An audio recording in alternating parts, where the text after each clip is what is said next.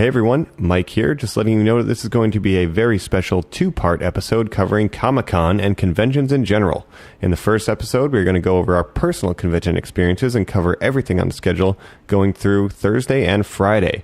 Next week, we'll be back, and we will be covering Saturday and Sunday, hitting all the important announcements. And we have a very special follow-up segment where we touch base on some topics we talked about in the earlier episodes. We're covering Jurassic World Fallen Kingdom, Ant-Man, and various other topics that we touched upon throughout the series. So be sure to stick around for that next week. In the meantime, welcome to Comic-Con. Welcome back, normies. We're talking conventions today, so put on your lanyards, grab your badge, please put on some deodorant. And remember, cosplay is not consent, and welcome to the first annual NORMIE CON. Greetings, true believers. Welcome to Comic-Con. Where once a year, sci-fi buffs have a day adjusting their eyes to sunlight. Garuga Mask. This comic strip is lame and derivative. Your mother's a traitor. The arena they call Hall H. Excelsior. Hey guys, welcome to NORMIE CON. We're going to be doing something a little different today. We're going to be going just beat by beat on kind of our experiences with conventions in general over the years and talking a little bit about Comic-Con predictions for 2018. But that's with me, Colin. Joe. And Mike. Hey, welcome back, guys. How are you? Doing well, Colin. How are you? Very good, very good. Excited to be talking this big pop culture weekend coming up. I mean, this is kind of the nerd mecca, right? It's something that's becoming a little more normie, but definitely what we're going to be talking about today will be the normiest of all the norms of Comic-Con. Yeah, it's definitely normie mecca now, it seems like. I've never been there because I'm not a fucking normie. But we're coming out of, like, the big convention season. E3 has just happened. Anime Expo is wrapping up here in Los Angeles. Now Comic-Con, and everything from E3, all these things have grown exponentially since when they were founded. So the whole culture and the whole landscape of nerd stuff has just been blowing up. And you see that with how popular the conventions are. Yeah, and we're pretty lucky that we're out here in California that we get to experience a lot of these. We'll be, again, talking about some of our personal experiences with what you said, like Anime Expo, E3, Comic-Con, WonderCon as well up in Anaheim. Yeah, I mean, like we say, it's hip to be square now. It has never been a better time to be a fan. Yeah, of any of, video games, comics, anime, Marvel, DC, any of it. Like, it's never been better to be a fan. There's cons all around the country, not even just Comic-Con or WonderCon. I mean, you have Portland Retro Gaming Expo and Midwest Gaming Classic. There's a lot of smaller cons that aren't even that small anymore, actually. Oh, yeah. Emerald City Comic-Con in Seattle is huge now. Yeah, so it's pretty crazy. I want to ask you guys, and as Colin alluded to earlier, what's your experience with conventions? Because we are lucky enough to live here in Southern California, and all the big ones are here, right? Yes, and we're, it's a pretty special thing. Like you said, there's a lot of diversity. If you're talking, just the different things, there's things like Drag Con, which is for drag queens as well. RuPaul runs that, and Furry Con, things like that. I mean, Truly, there is a convention for everybody out there. So again, to say that it's normie is not an understatement. Oh, no, absolutely. I mean, there's even VidCon for YouTube and online content like that. And the less successful TanaCon this year. Oh, yeah. Interesting. TanaCon, it's the new Firefest. Yeah, it really is, man. That was so funny in like a really sad kind of way to see how that went down. Unfortunately. Yeah, we're definitely like in the, the fertile valley of conventions in Southern California. Like we said, VidCon, Anime Expo, Comic-Con, E3, it's all here. Not to mention a lot of the smaller ones as well that are pretty big. Did you guys go to conventions before you moved to California, or was that a scene out, in the Midwest and stuff, or not? Because I didn't start going until I came here. No, my first cons were all out here too. I think that's also just like having money and time, which is something I didn't have when I was younger. Cons are expensive. Wait, you pay to get in? Sometimes. I've been to VidCon years and years ago. My sisters were huge into YouTube. So we went in like 2012, I think. That was like my first con experience, which really wasn't all that interested in anything there. Oh, but come on. Now, you did get one great story out of it. Rebecca Black. That's true. Incredible Rebecca Black performance. Yeah, it was like the Saturday Day concert that they put on. Why didn't they have it on Friday? It was missed opportunity. All right. But it was like really sad and really funny at the same time because she came out, played some like teeny bopper hits that were not Friday, and then she was like, okay, but like, I know why you're all here. Okay, I know what you want. Yeah. She came out with an acoustic guitar. Oh, God. And played like a slowed down Kumbaya version of Friday. It was so bizarre. This is lean into the cringe. It's like the same thing happens when I go see Taking Back Sunday, and they want me to hear their new album, and then they're like, No. Thanks for sitting through the new album. Now I'll play what you came for." Yeah, here's what you loved in 8th grade. But this is like what, 2015 or something, or This is like 2012. no? So this is peak Yeah. Rebecca Black. Like this is it. It was So- the year that it had come out. Okay, I'm pretty okay. sure. It was like 2011 or 2012. Yeah, other big YouTube stuff. I'm trying to think. The Paul brothers kind of weren't Not- back not a then. thing. No, the other Yeah, things we so- saw, the thing The I was Green most Brothers? excited about, the Green Brothers were the reason we were there. They Okay. put My it on, sisters correct. loved the Green Brothers, yeah. Which the- listeners? That's Hank Green and what's his brother? John, I believe? John, Hank and John Green, Vlog Brothers. Yeah, Not very Celebrated familiar authors. with their content, to be honest. it's a little like Philip DeFranco, like news of the week, but they okay. also will give you Beautiful Bastards. yeah, but it's a little more lighthearted and less edge. It's just more wholesome. You know, just trying to. It's very empowering. That makes sense. I mean, my sisters were young at the Yeah, time. I think they're good role models for young people. I think they do good stuff. So. And the community was like really excited to be there. We saw the acapella the news. What are they? The auto-tune the news. Auto-tune the news. That was so fun. Like their panel they put on was in a small room, and like they taught us all of the different parts for their intro song, which was cool. And like they conducted it like we were in choir.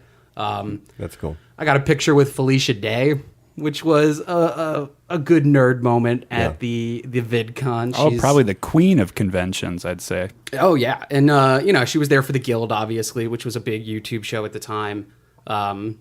I was a fan from Buffy the Vampire Slayer, Sing Along Blog, all Supernatural. that Joss Whedon stuff. Yeah, Supernatural later on too.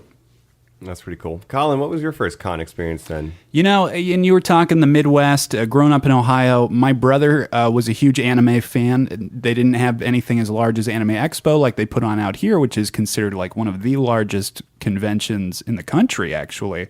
And instead, they had a lot smaller things. Like he would drive up to Columbus a lot and kind of hang out in a hotel room, or a hotel ballroom with a bunch of guys all dressed up as Full Metal Alchemist characters. And, everybody would kind of clap along. And I think that was pretty cool. And obviously there were a lot of video game conventions as well. My kind of first experience out here was going to WonderCon up in Anaheim with Joe as well. I worked E3 out here before.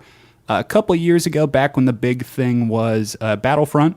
Oh, yeah. Was the big game coming out. They had the actual simulators there where you could sit down and kind of act like you were in the X-Wing cockpit, which was pretty badass and cool. I remember being so excited that you got your chance to get your hands on that. I was texting you all day like, Oh, yeah, and we're talking waiting an hour in line just for that experience. And we'll mention this a little later, but kind of some of the drawbacks of these conventions are you kind of have to target and pick what you want to hit, where you want to go. Whenever we go to WonderCon, we're big CW, DC TV show fans, so you, me, and Jacob will kind of make our way to those big panels where they sit down and actually screen parts of the episodes, because that's a big deal to us because we want to see exclusive stuff before anybody else does. And those panels at WonderCon have gotten so much bigger in the last couple of years. Like I remember one of the first years we went, it was right after season 1 of The Flash. We had just saw the finale, and they were teasing us what we were going to see in season 2, talking a little bit about the big bad. Flash forward to 2 years ago, I was there, and they had a panel with Jeff Johns and Patty Jenkins. We saw like 15 minutes of Wonder Woman before it came that's out. really a lot bigger than that stuff. You're absolutely right. Totally growing in scale. So good for WonderCon. And I also remember some of the bigger panels, the Chris Hardwick wrap-ups being right after that. Probably something we're not going to be getting going forward, guys. Obviously, with confirmed. what's going on in the world. He is out. It is now going to be community veteran Yvette Nicole Brown. Yeah, of course, in a big Walking Dead presence, too, because she speaks on Talking Dead all the time. So, yeah, kind of an interesting layout there. Which I'm so glad she has become the replacement for Chris Hardwick. Yeah, good for her. That guy's so fucking annoying. Oh, here's a con story with He him. works hard, though. Yeah, and maybe that's an interesting take. Let us know what you think, readers. I think it was a WonderCon. It might have been VidCon. There was a TARDIS from Doctor Who wandering the floor. That's not from Bill and Ted. I don't think so. The phone booth, right? That's Bill and Ted, and then Doctor Who copied them, right? I think You that's how. bastard. Yeah, right? Yeah. Damn BBC ripoffs. Stealing from Keanu. But it was so annoying on the floor. Like it was moving and like bumping into shit. I was like, this guy's such a jerk. Door opened. It was Chris Hardwick. Oh, You get that cool convention floor stuff. You see a lot of celebrities throw on odd, weird, dumb masks or There's- just weird costumes. who was it? The guy from MythBusters, Adam Savage. Well, he does an famously incredible piece every year. Yeah, and he's always undercover. You can't tell. He always does something really big. Remember when Breaking Bad?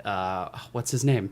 Bryan Cranston wore the Heisenberg mask Yeah, he on just wore the stage. mask. Yep. Took Yeah. it off, photorealistic. Everybody said, wow, that's incredible, man. If only they knew the real actor right underneath. That's pretty great. Yeah, Bryan Cranston. He seems like a class act. Oh, sure. Oh, yeah. And you know, a lot of these celebrities are big fans. They want to walk the floor too, see the booths, see the artist alleys. I mean, that's a huge part of the convention experience as well. It certainly helps when you don't have to wait in line because you're a big star. But they got the celebrity fast pass Yeah, access. absolutely. I remember Henry Cavill putting on a Guy Fawkes mask, getting in line at the Suicide Squad booth, cutting everybody, going up to Will Smith, pulling it up and saying, oh, it's me, man. Come on, will you please, will you sign my Suicide Squad mini poster? Oh wow, He said, no. Just not going to happen. that's funny. He got in trouble this week. Yeah, Henry Cavill, unfortunately as well, some disparaging remarks against the Me Too movement.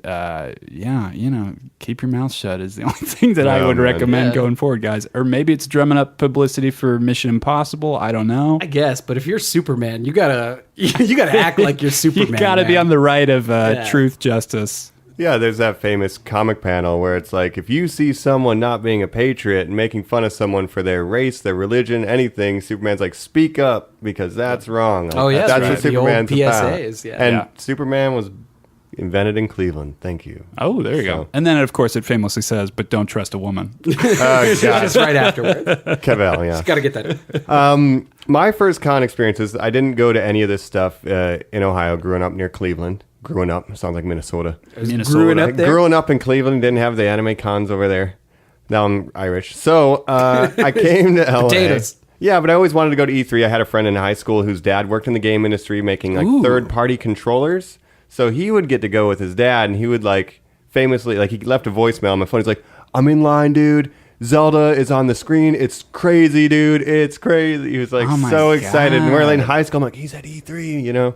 This is bullshit. Yeah, so I finally came out here, and first thing I went to was Anime Expo because I had a lot of friends who were into the anime scene. They just trade badges, go in, see the spectacle. And then E3, you know, it became kind of industry only, so we found a guy who would say we worked for his company and throw him some money, and we'd get in. Ooh, interesting. E3 is something I would love to just get into. It's the one major convention that I have not been able to get access to. Yeah, you can do it. I'll tell you off-cast how, but it's But also, possible. maybe next year, Normies Like Us at E3. Yeah, I mean, you know? make it cool. happen, viewers. Tell your friends to listen. Or you're not a viewer, you're a listener. That's Anyway. right. I called them readers earlier. Yeah, whatever. However you're ingesting this, maybe you're plugging it into the transcripting machine. Yeah. Here's my take on cons in general, though, because I have not been to Comic-Con, but I don't engage in any of the shit. Like, I don't wait in line for panels. I don't play game demos, even when I go to E3. Well, hold on. Let me ask you this real quick. Sorry to interrupt you. Do you cosplay? Either of you guys. Let me hit you with that. I do not, just because I don't approve. Like, not approve. Like, I feel personally, this is not for anyone else, that I just don't want to have an outfit that I wear once. You know, Oh, okay. interesting. That's not it's worth just it. not practical for me, especially It's if I want to not- do a that's different not one. Halloween for you? No, and like sometimes it's gonna be expensive too. Yeah, So unless I'm oh, gonna do that every definitely. year, I'm just not that passionate. But everyone that is, big props to them because they do some excellent work. That's all. Joe? Casual cosplay Yes, is my this I go-to like. move. I'll get, like one day I'll wear my Spider-Man t-shirt. I have a Daily Bugle press badge that I made a couple years ago. I'll throw that on. Little stuff like that. That's great. That way when I take pictures with other cosplayers who are actually doing heavy work, it's like, oh, look, I'm Spider-Man and I'm with like a Doc Ock who has a $500 fucking suit he built. Or, Yeah, but characters like that, like you're saying, like a Bruce Wayne or a Clark Kent, where you can literally just wear the normal outfit, do the little bit of the pull away, have the nice emblem underneath. I think that's a great, way to participate without going all out. exactly. And I do that every day. Most cons are 3 days. You might do it too much. Yeah. That's I'm that's sorry. I kinda thought you just meant my every fashion. day of your life. Well, you mean every day of that's the true. con. That is basically just my fashion senses. Well, you are Peter Parker. Yeah. Wow. I see the Spider-Man shirts quite Yeah, I see frequently. it peeking out from underneath the shirt you're wearing right now. Yeah, my You got logic for not engaging in that stuff, like you guys said, you like to get in and see the previews before anyone else can Yes. see them. That seems like a big thing, but for me, like looking at E3 is my prime example. I'm not going to wait in line 3 hours to play a demo because it's going to come out on the PlayStation Network a week later, and the videos are going to be on YouTube 5 minutes later. Yeah, that's a hard. Yeah. Last year, I was lucky enough to go to San Diego Comic-Con, the nerd mecca, the big one. Yeah. Bible, baby. You can't do anything. like not to be disparaging, but like my experience was not exactly what I had hoped for. Because anything you want to do, from getting into one of these major panels, to getting a signing, to doing one of the like walk-on experiences with The Walking Dead or Game of Thrones, where they have these kind of like escape room-esque stuff. If you're going to do any of that, that's your day. That is the one thing you are doing. Yeah. And for like Hall H presentations, you have people 3 a.m. They're getting in line.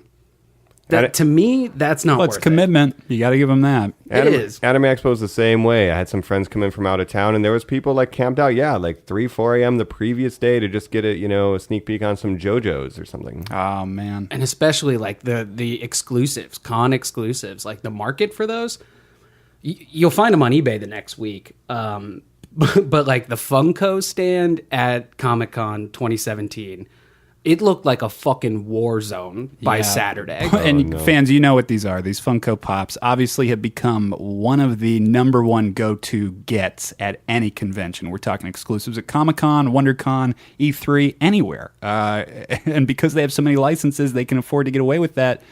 People love them. They want them bad. They are, I mean, not since Beanie Babies have we seen a craze this big. That's a very good way to look at them. They're the Lego of things you put on your desk. The amount of franchises they're allowed to play with and have a hand in, it's like Telltale Games Gee almost. whiz, how am I going to show my interests at work? I know, I'll get a Funko Pop. That's how true nerds do it, right? Yeah. But I do love Funko Pops. Some of them are very cute.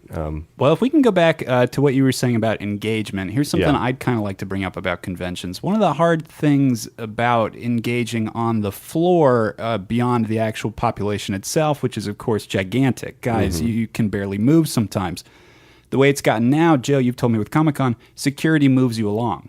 Like, Oh, yeah. You are Keep it not moving. allowed to stand. Yeah, keep it moving, folks. Yeah, I mean, it really feels sometimes like you're, in a sea of lemmings. Like, just like Exactly. keep moving, don't so even stop. To do an engagement, if I see, somebody just did the most badass David Bowie Labyrinth cosplay I've ever seen. He's Jareth the Goblin King. I want to tap him on the shoulder. As a fan, sometimes it can be a little hard for me. They say, what's your hashtag? Where are you going to put this up at? Let's keep moving. You don't want to block anybody. It can be draining. I don't know. It can scare you too. It's definitely an intimidating experience. And like at Comic-Con, you would see, and you would see it at WonderCon too, like people posted up in certain areas where cosplayers would just like, almost like panhandlers be like, okay, this is where I'm standing for They the got day. to take it over. 'Cause Everyone that I'll look, talk they to. want to shoot their vines. People are shooting little scenes of when characters interact with each other. If you go up to an artist, and you want to talk to them about their covers, they'll be talking to you about if you take a picture, where you're going to be posting it, what's your social media handle. There's so much of this element is beyond corporate is becoming such a larger interaction on the internet too, outside of the convention. It's just fucking like stressful. Black Mirror, where's your clout? Yeah, exactly. And it's worth noting that a lot of the experiences that people have at these major cons now are professional. I mean, they are networking They're opportunities. there to work. You're Yeah. 100% right. Like artists are there to make sales. I mean, they want to get engagement with fans directly. Sure, that's great. But also, they want to make money. They want to get their art out there, especially for some of the smaller artists you meet at Artist Alleyway. Like, you can have a lot of great conversations, but a lot of them like really just are looking to get people invested in them. I mean, they want to break out into bigger jobs. Who are you? What do you know? Can you look at my portfolio? Yeah, right. I mean, there's a reason you're going to spend like however much it costs to rent that space. I mean, there's, I've done Cine Gear Expo personally to, we made film gear and stuff, you have to rent the booth. That's not cheap. And then you're spending all day trying to get people interested in your stuff. And most people are just kicking tires. And you got to learn to filter who's kicking the tires and who is actually going to be a value to converse with. And everybody's just trying to figure that out as well. Yeah, because, you got to look at it like from a business perspective. You want to make it worth the cost of the booth. And if you're just wasting your breath on somebody isn't really going to help you or doesn't advance, what your goal is, but you have to do it to be like cordial. It's like you really have to learn to like, all right, buddy, well, thanks for stopping by, enjoy the con. Yeah, you have to end it and get out of it. Meanwhile, red cameras in a booth next to you 4 times larger than yours handing out T-shirts and posters. Yeah, the Funko Pop's got an exclusive and now everybody's gone. Yeah, that's it's true. tough. And that's the thing. I mean, there are floor announcements that change things. This person was spotted over here. This announcement. Oh, the makeup people just finished their live Thanos character, at Revlon. Come and they're see the going sketch. to, exactly, it's going to walk around. You have to figure out your schedule, know what you want to hit, and know what you want to get out of these things. Do they sell fast passes for cons? They would make so much Line money. jumpers? Yeah. TanaCon did. Oh. That was one of the big. It turned out to be the trick of it all, or the scam of it all, is The that they nail in the sold coffin. VIP passes that were $70. Wow. Turns out they sold like 500 of those, so it didn't even matter that you bought it. I mean, that was literally like the scam of it, was selling VIP passes. Right. And then tricking people. Well, how about experience-wise for you guys? Have you ever paid like $500 to shake Ben Affleck's hand for 5 seconds and take a picture or anything like that? I Xenia, Warrior Princess in the corner. I did spend $50 to take a photo with Shawn Michaels. Okay. He's my favorite professional wrestler. The Heartbreak Kid. Wow, very cool, dude. Yeah, I didn't know listeners, that. Oh, I love Shawn I'm Michaels. a really big pro wrestling fan. I watch New Japan, WWE. I love wrestling. So Shawn Michaels is always my favorite growing up. Paid $50 at Frank and Sons out here in LA. He was making an appearance. Got to shake his hand, hit the signature pose that No way. Triple H would do. And You said sexy boy into his ear. He said, I'm not your boy I toy. whispered it, yeah. Did you tell me suck it? Yeah, we didn't do this. We did the classic. You did the I can find the classic. photo. Maybe we can tweet it out. Oh, Yeah, please. He's all about Jesus now, though, right? Yeah, yeah, I don't yeah. think he Well, and leans into also, the- did he have a cowboy hat on? He had one with him. He wasn't wearing it. You tell him to put that cowboy. He did have it though. But yeah, so that's the only time I ever paid. But it's like I would not want to shake, Chris Pratt's hand if I had to pay for it. But like Shawn Michaels, I would. But I guess that's because I like the schlock. Friend of the pod, Jacob, thought about Battlestar Galactica from the TV show. A couple people of the cast at WonderCon one year. I've thought about Lou Ferrigno, of course, the classic Incredible yeah. Hulk He's there himself. every year at But boy, WonderCon. let me tell you, he is charging more and more each year, Yeah. folks. There's a story. This is short about Virgil. Remember Virgil, the $1 Million Man? Had Yeah, his of butler course. Virgil. He will like stalk cons, and then like if you take a photo, he'll try to like extort you.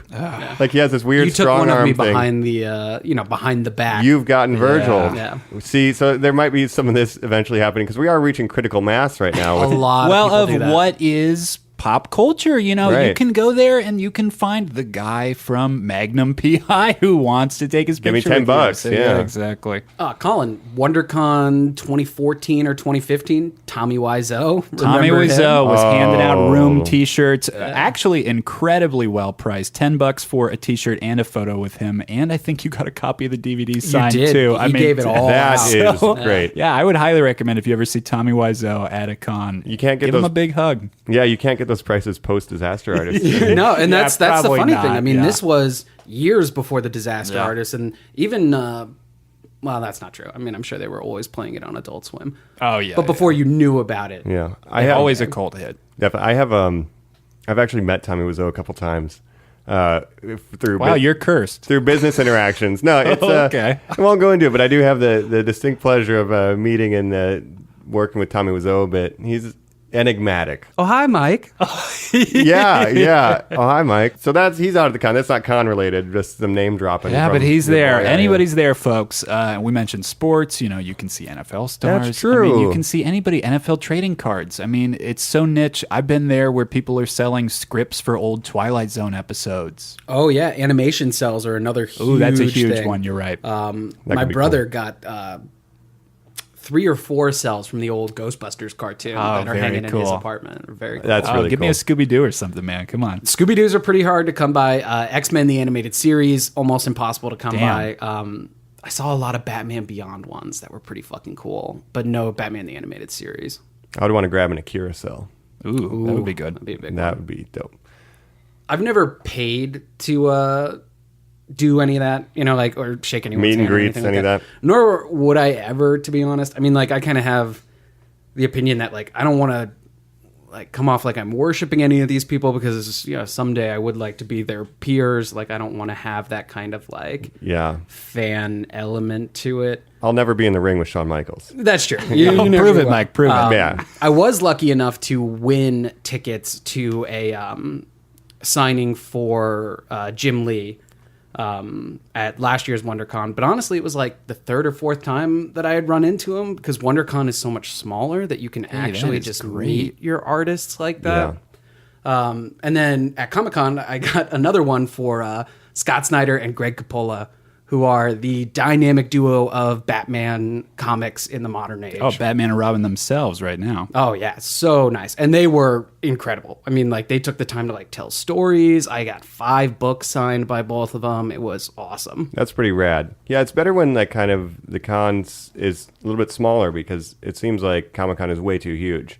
I was at E3 a couple of years ago, and Todd McFarlane was doing the Halo toys, and he was just my there God. signing stuff. So I got to shake his hand, and he signed my Halo poster, and I was like, whoa, That what a is too weird cool. coincidence that he's here, because I always liked his Spawn toys and stuff like Yeah, that. and he said, Mike, in a few years, Jamie Foxx is going to do this movie. And you said, no, he's No not. way. Todd McFarlane, what are you talking Shut about? up, Todd. What do you know? Yeah. Also met Dustin Brown, LA Kings former captain hockey Oh, player, nice. Stanley Cup champion, Dustin Brown there. He was with his kid at Nintendo, but anyway. He was there just walking the floor? Or he was Yeah, there they got knocked out of the for playoffs that NHL? year. Oh, gotcha. So he had time to go to He's E3. like, fuck it. Otherwise, he'd be working. At the Staples Center anyway. Yeah, right next door. So. Well, this brings up a question for me. Let me ask you guys here. These things are expensive. Yes. So let alone when you're paying for your hotel costs. I know you've done some suites like that, Joe, a couple times. And actually going up there, parking, of course, you're getting hit on food. You got to make some smart decisions on that. What are you guys spending your money on? Mike, when you go to a con, what are you buying? What are you looking for? What are you hunting down?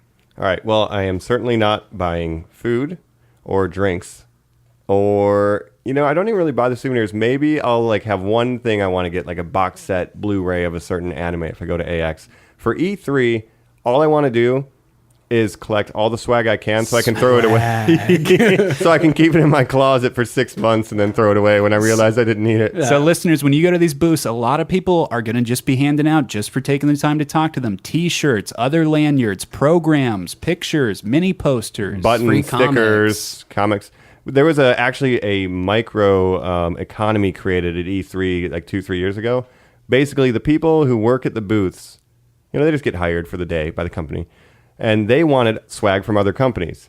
So what they would do is they had some really cool stuff. And if you would get swag, you could barter for their secret stuff. We're talking pieces of their display. Like they would have like a boulder with a very logo cool. on it. If you got them enough swag, you could acquire at the end of the day. Like, Oh my God, we're talking post-apocalyptic yeah, it was like society. this weird barter system that was established. We were going around trying to get Smash Brothers tokens to exchange for cool Damn. steampunk goggles. It was wild, man. Wow. I'll tell you, like, if some of the, like, Hasbro and Mattel setups at Comic-Con, if I could have gotten pieces of that, I would have lost my mind. It's like getting the aggro crag and Nickelodeon. They were so cool.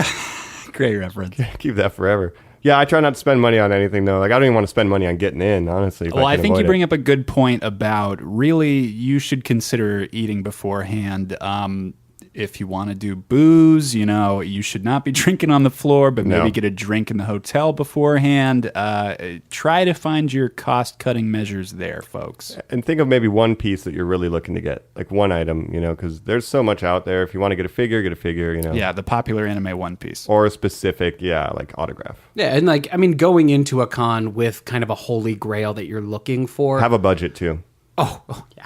Obviously. Yeah, definitely Think have a smart. budget. Yeah, plan it out beforehand, guys. But having something you're looking for, I mean, it also gives you a sense of purpose when you're on the floor because it's easy to get like kind of aimless, just walking around seeing the same things over and over again. If you know what you're looking for, you're going to be way more focused. Yeah, it becomes quick because it's almost fun for me. The reason I like going is just to see the spectacle and to have that one, like you said, holy grail. You can hone in on it and then just kind of enjoy everything around you, the cosplayers, the spectacle, the boom bast of it all. Tell me those grails, though, Joe. What are you hunting down? I collect action figures. 3.75, that's my size of choice. Those are like old school G.I. Joes for people who aren't familiar. Most popular toys now are up to 6 inches. So it's kind of those. harder to find like what I'm looking for. A lot of Marvel figures, stuff like that is mostly what I keep my eyes on. Looking at like literally like figures from the early 2000s or mid 90s or even 80s. And you're talking loose out of the bag, just bag and tag figures. Yeah, like $5 a pop. Like nothing too expensive. But other than that, it's a lot of like trying to run into people. Like I've been lucky enough to meet like Mark Waid and Greg Capullo and Scott Snyder and Jim Lee. When I know I'm gonna get the opportunity to see them, I'll pick like 1 or 2 books that I try to find pretty cheap. Like I was at a Jim Lee panel. He talked about a specific cover that he loved drawing that had Wolverine and Black Widow and Captain America. So I went and I tracked down that book, paid like $20 for it. And the next time I saw Jim Lee, I had him sign that, like that kind of thing. So you're a panel hunter though. You're more about that experience, running, hearing those stories. Yeah. I really like to, hear these people talk about like what they're doing. And like some of the best ones I've been to are, like Mark Wade's was literally like, hey, I'm here for 45 minutes. Just ask me questions. Damn. Jim Lee's, he was like, hey, I'm going to sit and doodle the whole time. Raise your hand if you want to ask me a question. Gail Simone, same way. I mean, like, just when getting you a hit chance to talk to these people. When you hit Comic-Con, did you get to do the famous Hall H experience? Did you catch any of those? No, No, you're I mean, the talking, thing that's with, wasting your day. That's not even just your day, but your night as well. And even on the floor, Colin, it's gotten so crazy that like CW has a big booth, right? And I'm talking, like 5 or 6 times the size of one booth. Damn. And they'll bring out, like, here's the cast of Supernatural. And they're just on the floor signing autographs. Forget it. Like, you can't even get... Yeah. It's You're like saying that the whole fans section just gets roped off. It's crowded up. The cast of Ragnarok was at the Marvel booth. Wow. And it was like... Yeah, I mean, security guards just waving you by. Like, you can't even... I couldn't even look at the Marvel booth because it was a constant barrage of like, oh, here's the Agents of S.H.I.E.L.D. Oh, here's the Ragnarok. And like, yeah, I mean, that gatekeeping of like, don't come near. And it's like, okay, well, I'm just here to look, man. Like, I'm just trying to have a good time. Here's a pro tip really quickly while we're telling people how to plan their days. If you're in a big crowd, just start saying, security, please move. And people will step out of the way. Yeah, you can Just trick keep them. moving. Make them think Yeah. you're security. Well, you just say, security, make way, and they'll think they're behind you. Yell, and like, oh, they're passing this forward, and you're just going to get by. And Comic-Con, like, we even had professional badges. Like, it doesn't matter, man. Yeah. Like, it is a mob scene once Unless you're you in can there. get, like, through the bowels of the convention center the way, like, that, Chris Evans would go through if he was making an appearance. yeah. That's the only way. And the one thing, I've never seen this at any other con, but at Comic-Con, AMC, Marvel, CW, all these big ones, their setups are double-decker, and the top floor is like a lounge. Sony does that at E3. All the big companies have these two-story. So you look up and you just see these people like sipping sodas, Sure, like it's a having box at a fans, sport and event, it's like, something like that. They got how a do I rope. get up there? Yeah, yeah. That's what I want. I would sit up there all fucking day and just watch the madness from below. But that's like King of the Con. That's definitely King of the Con. They got a velvet rope and a guard at the bottom, Yeah, it's checking pretty your wild. badge. Hey, have you guys seen anybody bite it, though? I've seen the heat make some people pass out. Yeah, I've seen some people pass out. Yeah, today, or not today, but this year at Anime Expo, it was the hottest day in June in LA history, and all the cosplayers with like big armor and stuff. So all the Alphonse Elrics, Full Metal Alchemist fans, they were dying. It was pretty brutal. A lot of people. It's a damn shame they worked all year for that. Yeah, and they can't wear the costumes because the weather's too bad. That was pretty rough. So I don't know what their holy grail was. If it was to just show off their costume, I think they missed out on that. Look, guys, they let you bring water bottles still, so plan accordingly on that. Please bring a water bottle as well. Bring a snack, some trail mix. Beef jerky, stuff that's gonna like keep you energized and fill you up, because you're not gonna want to pay like food truck or convention center prices. You don't want $8 French fries. No. That have been under a heat lamp all day. So can I tell you guys my holy Yeah, grails? what is it? I'm sort of the classic comic guy. I'll go to a long box and I will start peeling through it. I'm looking for individual issues. I'll start peeling through those. I'm a Funko guy. I'll spend a lot of time picking up those stupid boxes, looking for a sticker that says Chase on it. Yeah. Wow. They're That's like how it 2 for goes. $25. Exactly, trying to find the better deal. That's the other thing. Look, guys, when you're going through these long boxes, these are people who own comic book shops who are working their own booth. It'll say DreamWorks Comics. It'll say blah, blah, blah, whatever, Darkwave Comics. Talk to them, haggle. Everybody there. Don't buy it for full price. I've never paid. Yeah, I've never pick up not something. haggled at a booth. Why Work it pay out. retail? Yeah. And there's definitely an increase in just specifically in the comic book world. 2 years ago, comics were all about white covers, these covers that were design your own.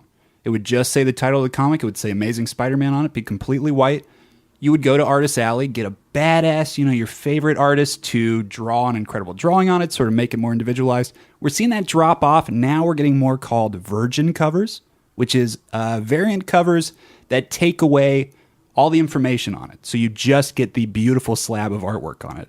Not really a fan of those. I'm not really a fan of those either. I do have a Amazing Spider-Man issue #1 blank cover that I've kind of been saving for like 2 or 3 years now. You're hunting down your guy still, Yeah, though. like I'm waiting for the right artist at the right con. I want to get to one of the smaller ones where I can really I'm going to sit and watch you draw this thing like I just paid and have a $50 conversation. for it. Yeah. Exactly. That's a little more intimate, a little more special. That's actually really cool. I never knew they were doing these white covers. I like the idea of the virgin cover though. It's like a classic LP. Oh, then that's Absolutely. literally Hang what it it's up. trying to That's what evoke, it's for, Mike. right? It's people putting them in cases, showing them off, and a lot of them are gorgeous. Alex Ross does a lot of them, who does these painting-esque styles. Oh, I'm on his mailing list. Oh, really? Yep. He always does contests too. You should check him out.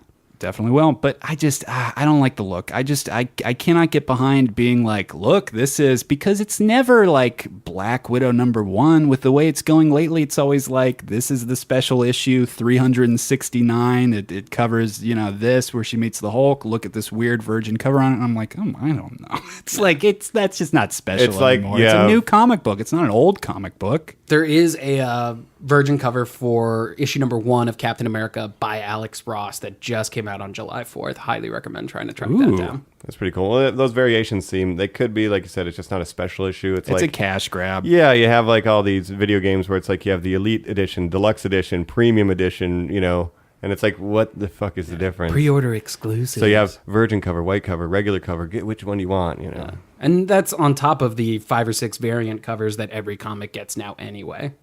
And what, collect them all? Is that the impetus here? I think have so. the book. Collect what you like. Yeah. I've got the coolest artwork you can ever imagine. All the variants, all the exclusives. Yeah. I mean, I don't want to get too off track, but at some point we will have a conversation all about variant covers and how much they cost comic book shops to get each cover and kind of the issues that's kind of a causing broken for shops. system, yeah. Yeah, it's kind of causing the death of a lot of comic book shops, unfortunately. Wow. And that's what's great. Yeah, I got all these comic book shops are out there, and they are discerning too. They know what things are worth. So if you know what it's worth, you can haggle, like Colin said. Be smart. Also, I mean, if you're ballsy about it, wait until Sunday because they're going to be packing up and they're not going to very want to good take everything point. home with them. As someone who's done cons, yeah, if people will offer me cash on the last day for something, I'm much more persuaded to. Yeah, you're willing to part with it. Yeah, especially for a lower price than I was on day one. And that's a great idea, Joe. Experience the con the first couple days. Experience the nightlife. There's an incredible nightlife culture afterwards where a lot of these people want to go to bars, That's want true. to go to out. They take over hotels, let's be honest, Yeah. guys. But wait to spend money on that last day. Scope out what you like. Yeah, there's definitely a huge the nightlife scene that can't be understated because you got people coming from all over the country. We all love Making the same connections, stuff, like we making said before. connections, making lifetime friends. I mean, I have friends that I've been friends with for 5 years that we met at Anime Expo. Oh, that's great. Yeah, For Comic-Con, too, like San Diego essentially shuts down. San Diego's a great town to hang out. It is Yeah. a fucking party as soon as the sun goes down. It's wild. Last year, Cassie and I saw a guy naked Okay. running down the street, turned around, started running back, tackled by cops. I mean, it was like he was just blitzed. I mean, he had been sitting at a bar all day, I'm sure. I think he's cosplaying some edition of Berserk, I guess. Sure, yeah, he's a maniac. Frank from Old School. Yeah. You guys remember when Walking Dead did that zombie parade that spooked that deaf couple in a car and they started running people over at Comic-Con? Oh, no. yeah, Oh, not no. good. There have been some really wild moments at Comic-Cons the bigger it's gotten. Like San Diego Comic-Con, the first time it happened was in 1970 and there were 300 people in attendance. Very small. Now it's 165,000 every Of year course. or something like that. Yeah, CES started in the basement E3 started in the basement of CES in Vegas. It's just a corner. What are video games? And now that's like the hugest press event. Anime Expo is like 100-some thousand now as well. Oh, guys, Star Wars, mega franchise Star Wars themselves, before the movie came out, needed to drum up publicity. They went to one of the earliest Comic-Cons and handed out handmade posters that some people still have. I mean, just to drum up business. You know, they saw that this is where the world was going, people coming together to express what they love. Star Trek conventions, things like that. I really need to go to one of those. I'm a big Star Trek fan. I've never been. Love to go to that. I think that's like where maybe it's still pure. I think, do we feel like Comic-Con is getting too big? Smaller, the special ones, I absolutely has more agree. heart. Absolutely. You know, the local listeners, look for the ones in your city. You know, try to find if there's the Capitol by you or whatever the biggest city that's putting them on. That is people in your state all coming together just to talk about the same thing. You're not going to find advertisers for Coca-Cola who also need you to watch the new Transformers TV show coming out. Or water shortages. Yeah, really. Right. Having been to San Diego Comic-Con, I cannot agree more with what you're saying, Colin. We go to WonderCon every year. It's the sister convention. It's much smaller, way more pure. I've run into Jim Lee. Like, I didn't wait in line. Like, I just was lucky enough to see him, get a picture, talk to him a little bit. At Comic-Con, that would never happen anymore. I mean, from 2001, there were 50,000 people. It had already grown. By 2005, it was 100,000. I mean, once the boom of the superhero movies started, like Spider-Man and X-Men came out, right? Exactly. Blade. I mean, all of that stuff came out, and Hollywood was like, oh shit, this is the new norm. This is where we need to be. Niche to Normie 101. Comic-Con is the niche to Normie story, right? But if you can get to these smaller ones, that's where you're going to get the heart of it. Yeah, I think you'll have a much better experience, you know, especially if you haven't been going to these or don't have experience going to them. It can be overwhelming, especially the big ones. Comic-Con, E3, Anime Expo, it gets crowded, it gets chaotic. But if you want that pure, just community sense, it's there. It's pockets of it, but it's mostly, to my sense, chaos. Yeah, it's disappearing. Yeah. We mentioned it before. You used to do things in the past where you could sort of hand off the entry passes to other friends. They could get in and out. You know, security has increased so much. We mentioned it before. They really want you to move along as well. You know, listeners, we just recommend still have fun, still go to these things. Just, again, have a game plan, know what you want to do, and just try to have fun. You know, it's a much more dour experience. People get worried about things like shootings and stuff. That's never happened in the history of Comic-Con. They've always stopped those events. You know, they've done stricter gun laws with putting caps and things on props and things like that. So, you know, we're seeing a lot of good still progress forward with these things. Yeah, I mean, I think even though they've gotten big and commercial, at the heart, it's still a group of people who are passionate about something and just want to have fun. Yeah, and even if, you know, they're new to the scene, that's why they're going. They've heard of Comic-Con, it's big, but yeah, it's because people are passionate. I love Supernatural, and I want to see the bros in real life. You know, like... Yes. I'm going to hug Sam and Dean, and I'm going to die trying. Glomp them? You going to glomp them? Glomp them hard. Glomp them, yeah, glomp them, folks. Dang and glompa, anyway. But yeah, enjoy it. Temper your expectations. Be prepared. You know, hydrate, bring snacks, and if you want to go to a certain panel, be ready to wait in line. My final thought on just cons in general is I don't go to theme parks and I don't engage in the con content for the same reason. I refuse to wait in the line. My time is too precious. I'll walk around and look at everything. I'll catch the trailers and the previews the next day on YouTube. I'll play the demos later for like E3. The anime sneak previews come out a day later anyway. So I don't need to wait in line. I just want to see the spectacle, see the community, see the cosplay, check it out, and just kind of enjoy the vibe. But also, I'm not paying to get in, so I'm trying to keep my costs at minimum. Yeah. Final thoughts. It's my vacation, man. Like that is something. You know, WonderCon every year. Tickets for the whole weekend are less than $100. You're up there by Disney. Yeah, you're right by Disney. We'll go to downtown Disney one night. We'll stay at a hotel nearby. And then when you get to the con, for me at least, it's like my internet feed comes to life. A lot of the artists I follow on Twitter are there. A lot of the stuff I look at on eBay trying to track down are there. The trailers that I wait to see online are being premiered for the first time. It really is almost like, oh, the internet has come to life, minus all the bad stuff. I love the coverage. Joe, you years ago taught me the trick. I'm not so social media savvy. You taught me that to look for the right hashtags. You don't have to have these accounts, but just to cycle through those, look at all the pictures that the people put up of just being on the convention floor. That just gives you such a great experience of it if you're not actually there. I love that you can do that. I love that, people are there saying, I'm Jason Momoa, and I'm just trying to pitch you Aquaman as hard as I can. I'm going to say some things that, people might be writing about for the next few days, depending on the questions that get asked. Exactly. And it's just, there's such an energy and such an excitement. So check them out, folks. Let us know your convention stories, whether you like them, what ones you've been to. Hit us up on Twitter. Email us. Let us know. Next, we're going to be talking about the upcoming schedule for Comic-Con 2018 when we get back. Hi! Huh? You're at Comic-Con. Yes, I am. You want to say that loud with excitement? I'm at Comic-Con! I'm at Comic-Con! I'm at Comic-Con! I'm at Comic-Con! I'm at Comic-Con! Yes, I am. Welcome back, Normies. We're talking NORMIE CON. Specifically, we're talking San Diego Comic-Con 2018. All right, so I'm going to read the list here, guys. Just stop me. We'll talk about these properties as we go. Hit me with some facts or whatever you feel about them as we go. First up, it's broken up into a couple days. We've got Thursday, Friday, Saturday, and Sunday coverage all week for San Diego Comic-Con.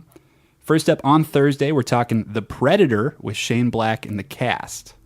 All right. Well, I saw the trailer recently. Feels kind of like soft reboot territory. It's like I see a lot of the original scenes, like them shooting the guns into the trees, except this time it's at night. Ooh. Yeah, I think we're going to see a lot of kind of what we saw with Alien Covenant. Not so much Prometheus, but kind of like the Alien Covenant super aliens kind of stuff. Because it looks like there's a super predator. Yeah, that does seem to be the weird angle. So it's Shane Black as the director. His last film, Nice Guys. He was, of course, director of Iron Man 3 as well, and co-starred in the first Predator film back in the day with Arnold Schwarzenegger, played one of the Marines in the lineup.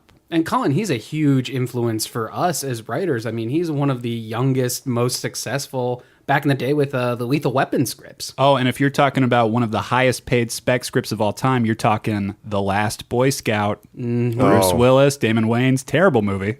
But still, you got to love it. That's why I like it. He makes incredible noirs.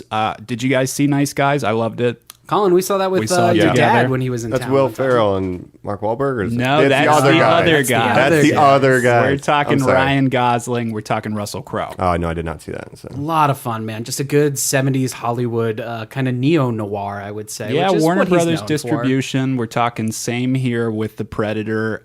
We've kind of had a lot of advertising kicking off late. That trailer came late for this remake. So a lot of people have questions. When is it going to drop? Do we know? Any release date? When's the film coming up?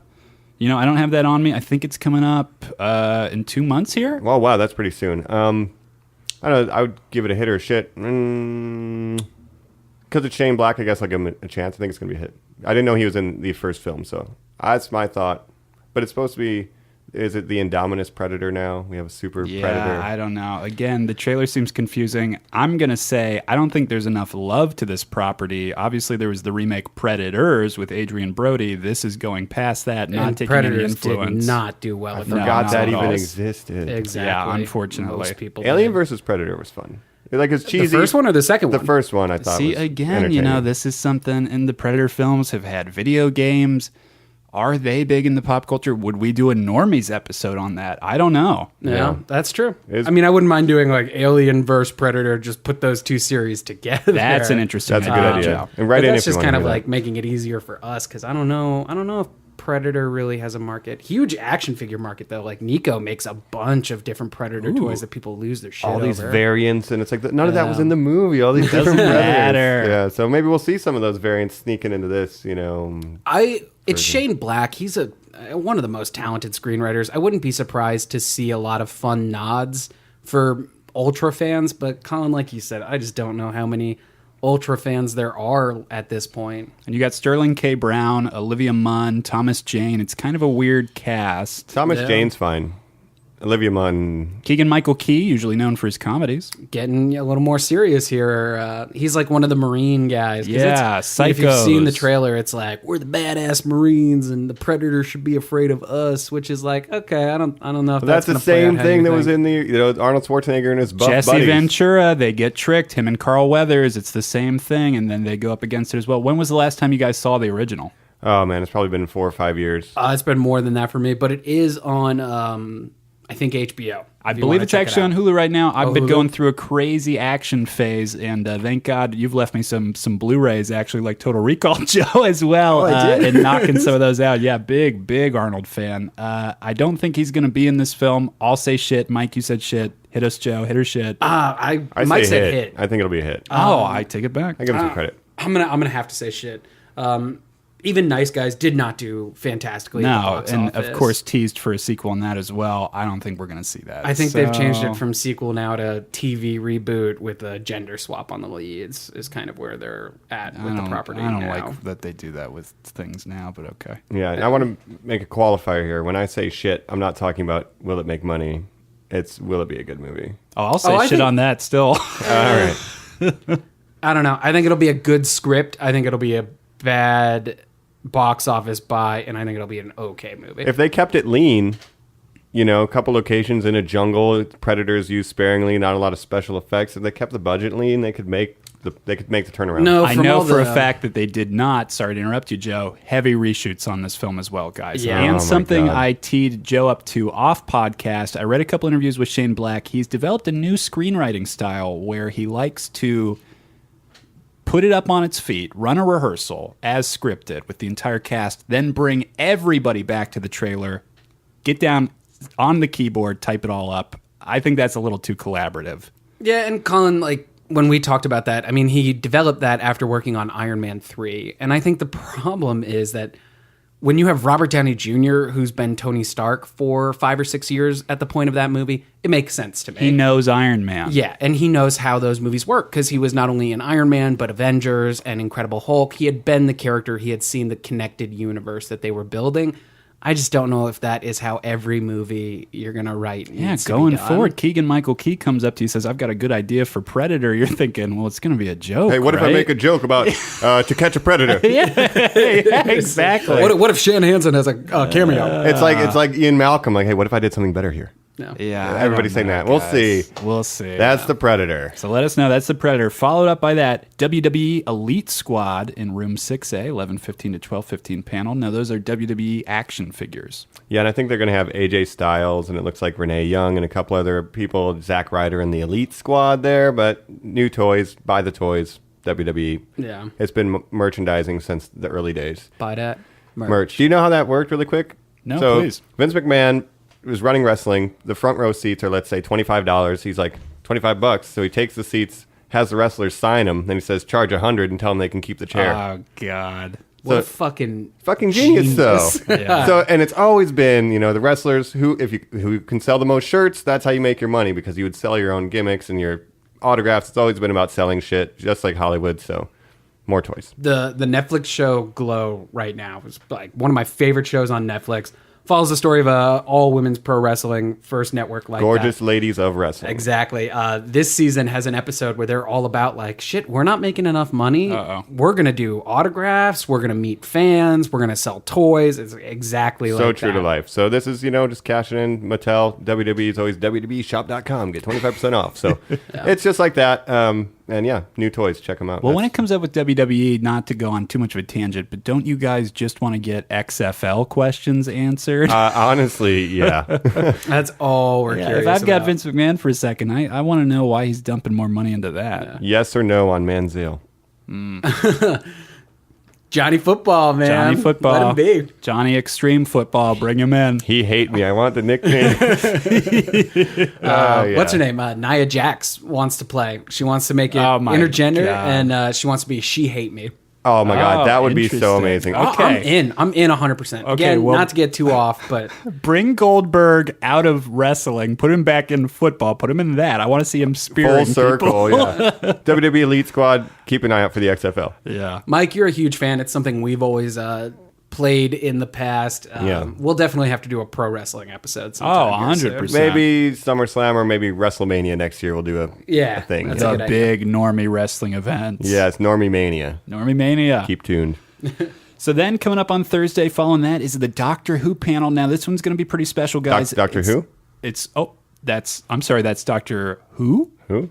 Who's on first? Doctor Who, and it's going to be the first time with the lady Doctor Jodie Whittaker, who is, of course, taken over for the next season. Are you guys Doctor Who fans? Are you guys Mrs. Doctor Who fans? I've seen maybe one episode of Doctor Who. It was with the guy who played, he was in The Crown recently. Not David Tennant, the Prince Purple Philip. Man? Oh, okay, you're talking Matt Smith. Yeah. Oh, okay. I saw one episode of that. I thought it was like Angels or something. The Weeping Angels. Weeping Oh, Angels, that's yeah. a very famous episode, Mike. 'cause So I you heard checked it about out it. for the horror element of it, or I thought it was fun, but I'm a Star Trek guy. First and foremost, that's my sci-fi kick. I think it's fine, that we're getting Lady Doctor Who. That's great. I really like the concept. It's almost like James Bond, where you always have a different doctor. I like the idea that you get but a different in take. continuity. I love that you too. get a different take. It's He regens. yeah. I think that's Or brilliant. they regen, I guess you should say now. Instead of genders. Yeah, they regen. Yeah, going for it. I don't know how we're going to handle that minefield. But Zay. how about you, Yeah. Joe? Any experience with the property? Both of my sisters and my brother are huge Doctor Who fans. The Christmas specials, obviously, every year are. If you're a fan of Doctor Who, you know about the Christmas specials. It's a Big part of your episode household, every year. too. Yeah, not for me. Usually at that point, I have had quite a few drinks, so I will sit on the couch and kind of scream at the TV while they watch it, trying to get a catch up on the season. I tried watching. It's just hot take. BBC. I don't like the way any of it looks. Everything is so flat. There's no dimension to the image. It's just not all that well produced, in my opinion. The only season I watched was the guy who was the Malekith in Christopher Dark Elf. Eccleston, the first season of the reboot series, who, of course, only did one season as the Doctor. But I'll tell you, I like that because he was like kind of an asshole about it. Kind of an edge, sort of a darker take. Before David Tennant, incredibly popular actor, really revolutionized the property and made it what I would call normie. If we were going to cover Doctor And that's Who, my, that's what my we'd be brother's covering. favorite. My sister's favorites are Matt Smith, but it became kind of like fun. Oh, he wears chucks. He he runs around with beautiful redheads and cracks jokes. What's not to like? The Christopher Eccleston, and Sounds like a Marvel character. Exactly. as a Star Trek fan as well, there are definitely elements of like morality tales and stuff like that. Okay. But that's my only experience with it, really. Honestly, I just can't get into the look of it. I really blame BBC for just not investing more in It's a the property. cinematography thing for you. That's interesting. the image is just so flat. And that's just kind of like how all BBC productions. You think look Sherlock to me. looks flat? I do. Black I think Mirror? Well, now it's Netflix, but yeah, the early now seasons. it's Netflix. Early seasons, if you look, I mean, it's story driven, and the story with Black Mirror Maybe I gets was me just enough. into the story. And Exactly, didn't- right. and the same with Sherlock. Like, it might look more dynamic. It does look very overcast, though. But the image Yeah, is it just does not so look beautiful, though. Flat. Like there's no depth to the image, in my opinion. That could just be a style thing. I noticed, like, It very much is. When you watch, like, Japanese or Korean TV, it's very fucking flat, and, like, there's no creativity with the lighting. It just might be, a style thing. Yeah, that doesn't well, and work. that's that's my issue with anime too. It's just TNG's like, flat it's as a matter of fuck, art. too, though. Yeah, that's true. But So- it took me a season to really get into TNG. Well, it didn't so. even get good till second season. Well, but let me ask you guys this genre question wise. How do you like your sci-fi? Do you like it whimsical specifically? Is it okay when it has that lighter touch? I don't want Harry Potter Trek. That's what Doctor Who feels like to me. It's like okay. whimsical, fun, goofy, a spot of tea. I'm trying to think of anything movie-wise. I like the books by Piers Anthony, who does something sort of, funny sci-fi. But, all I can think of is like George R. R. Martin, high fantasy, stuff like that. So what's something sillier? Hitchhiker's Guide to the Galaxy. Hitchhiker's Guide. Yeah, absolutely. Hitchhiker's Guide. Something a little sillier. I mean, like, I like science fiction and I like science fantasy. Bill and Ted. but I want to know which I'm getting. You know what I mean? Like when I'm watching Star Trek, I know what I'm getting with Star Trek. I'm going to get heavy science fiction. I'm going to get a lot of dialogue about the logistics of the ship and diplomacy and stuff like that. If I'm watching a Star Wars movie, I want the Force and I want fucking lightsabers. I just want and goofy magic. aliens. Yeah. Yeah. So I like them both. I just want to know what I'm getting. Sure, but like you brought up, I'll take a Douglas property when it's got enough comedy into it. So maybe that's what Doctor Who does well. Again, I'm not super familiar with it like you, Joe. I've got siblings who are obsessed with it, and on Christmas we put that on, and it's a hoot. It's a hoot. I think Doctor Who, it's like the sci-fi for the non-sci-fi person. Okay. Right? Like it deals with some of this stuff, and I haven't seen a lot of it, so I'm probably speaking out of pocket, but it's like it's more accessible because it's fun than like Star Trek, where it's like I get a little worried when something like Big Bang Theory talks about Doctor Who so much. Yeah, I think but you can't say that because then it's like, Batman. Yeah, exactly. and, They you talk know. about the Flash that much Yeah. too. You're absolutely I right. think Big Bang Theory is doing such a detriment to the community because it's not like yeah. Well, it's not nerdies like us, Mike. No. It's the thing is really quickly. And we got off track from Doctor Who, but Big Bang Theory. It's like they're still the butt of the jokes. They're not embraced as nerds. They're still made fun of for being nerds. Yeah. Sure. It's not inclusive. We're still laughing at them for being nerds. That's what they want you to do. It's so bad. So. Yeah, but I mean, it's for like sad moms who miss their kids. It is. To acknowledge, sure. Yeah. So Really, it's for anyway. people who fell asleep at the TV watching Wheel of Fortune, and that's why it's the #1 show. It's not, That's true. it's not the I'm quality doing of the it. dishes and the remote's over there. My hands are wet. Yeah. So anyway, But Doctor Who, I think it's a fine show. I just haven't gotten into it. It feels like people younger than me enjoy it more. Interesting take. Like 5 years younger got into it than I did. or 50 years older who were Yeah, fans of that's the original scary series. part. Yeah, exactly. I can talk to my dad about old-timey black and white or radio serials that he's heard about Wow. it, Or like so. I think it was the 5th Doctor who had like the long scarf and stuff like that. I mean, he's regenerated a million times. I think that's the greatest strength of it is that you can just reinvent the character. It's like Spider-Verse. Yeah, it's huge Yeah. lore too. I mean, it's I appreciate and accept any universe that's going to build that highly. It's incredible. Let's talk about that diversity angle. So again, this is the first time with a woman. It took a very long time. It Yeah. seems to be rubbing some feathers. I'm sure it'll be great. Do you think we'll see an African American after this? Do you think we'll see more Asian American?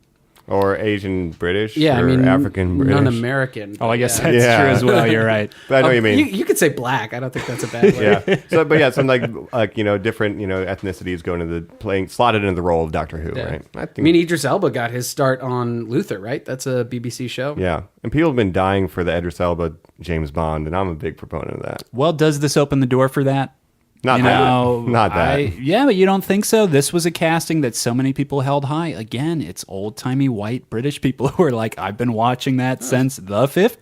He is not a man. He's not a man. He, woman he doesn't doctor. look like me. Yeah, exactly. I don't even think that could happen in the real world. What do you mean, Nurse Who? Yeah. Yeah, they're a bunch of nurse. fucking Oh, assholes. that's Yeah, well, I heard terrible. they're changing the show to Nurse Who.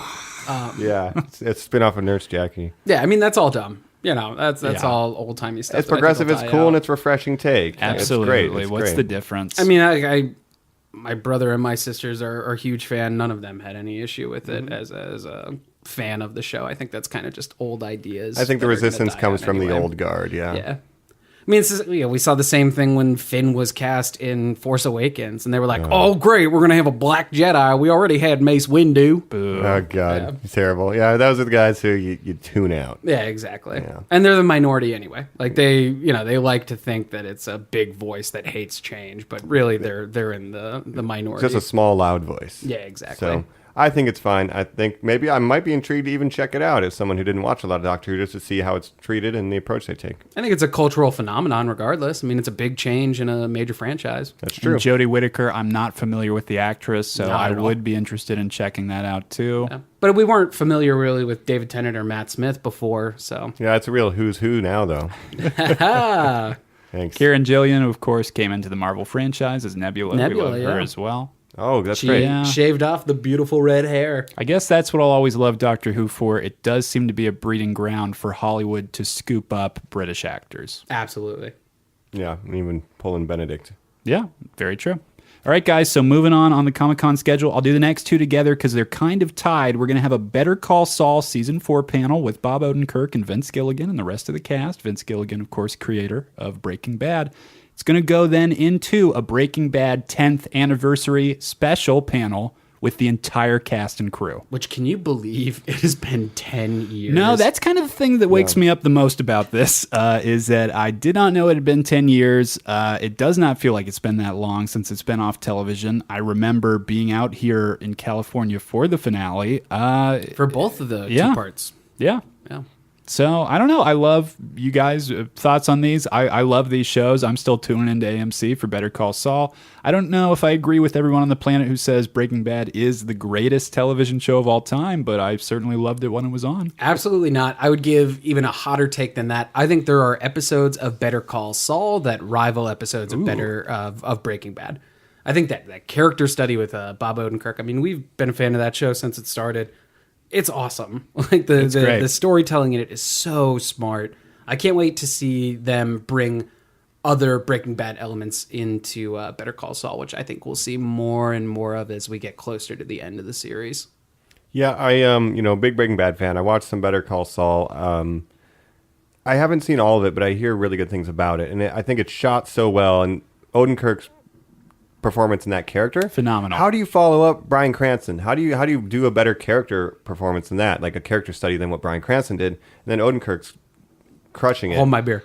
Yeah, hold my beer. How do you hold my beer? Hold my mouth. Comedian. Yeah, it's just incredible. It's an incredible cast. His brother Michael McKean, who we just saw leave the show, incredibly cast in that part as well. Snubbed for an Emmy, in my opinion. Me too. Yeah, that show. And also let's talk about the behind the scenes of Breaking Bad. Like Rian Johnson, Michelle MacLaren, these are incredible directors that they just had come on, pick it up every day. Rian Johnson did 7 episodes of that show.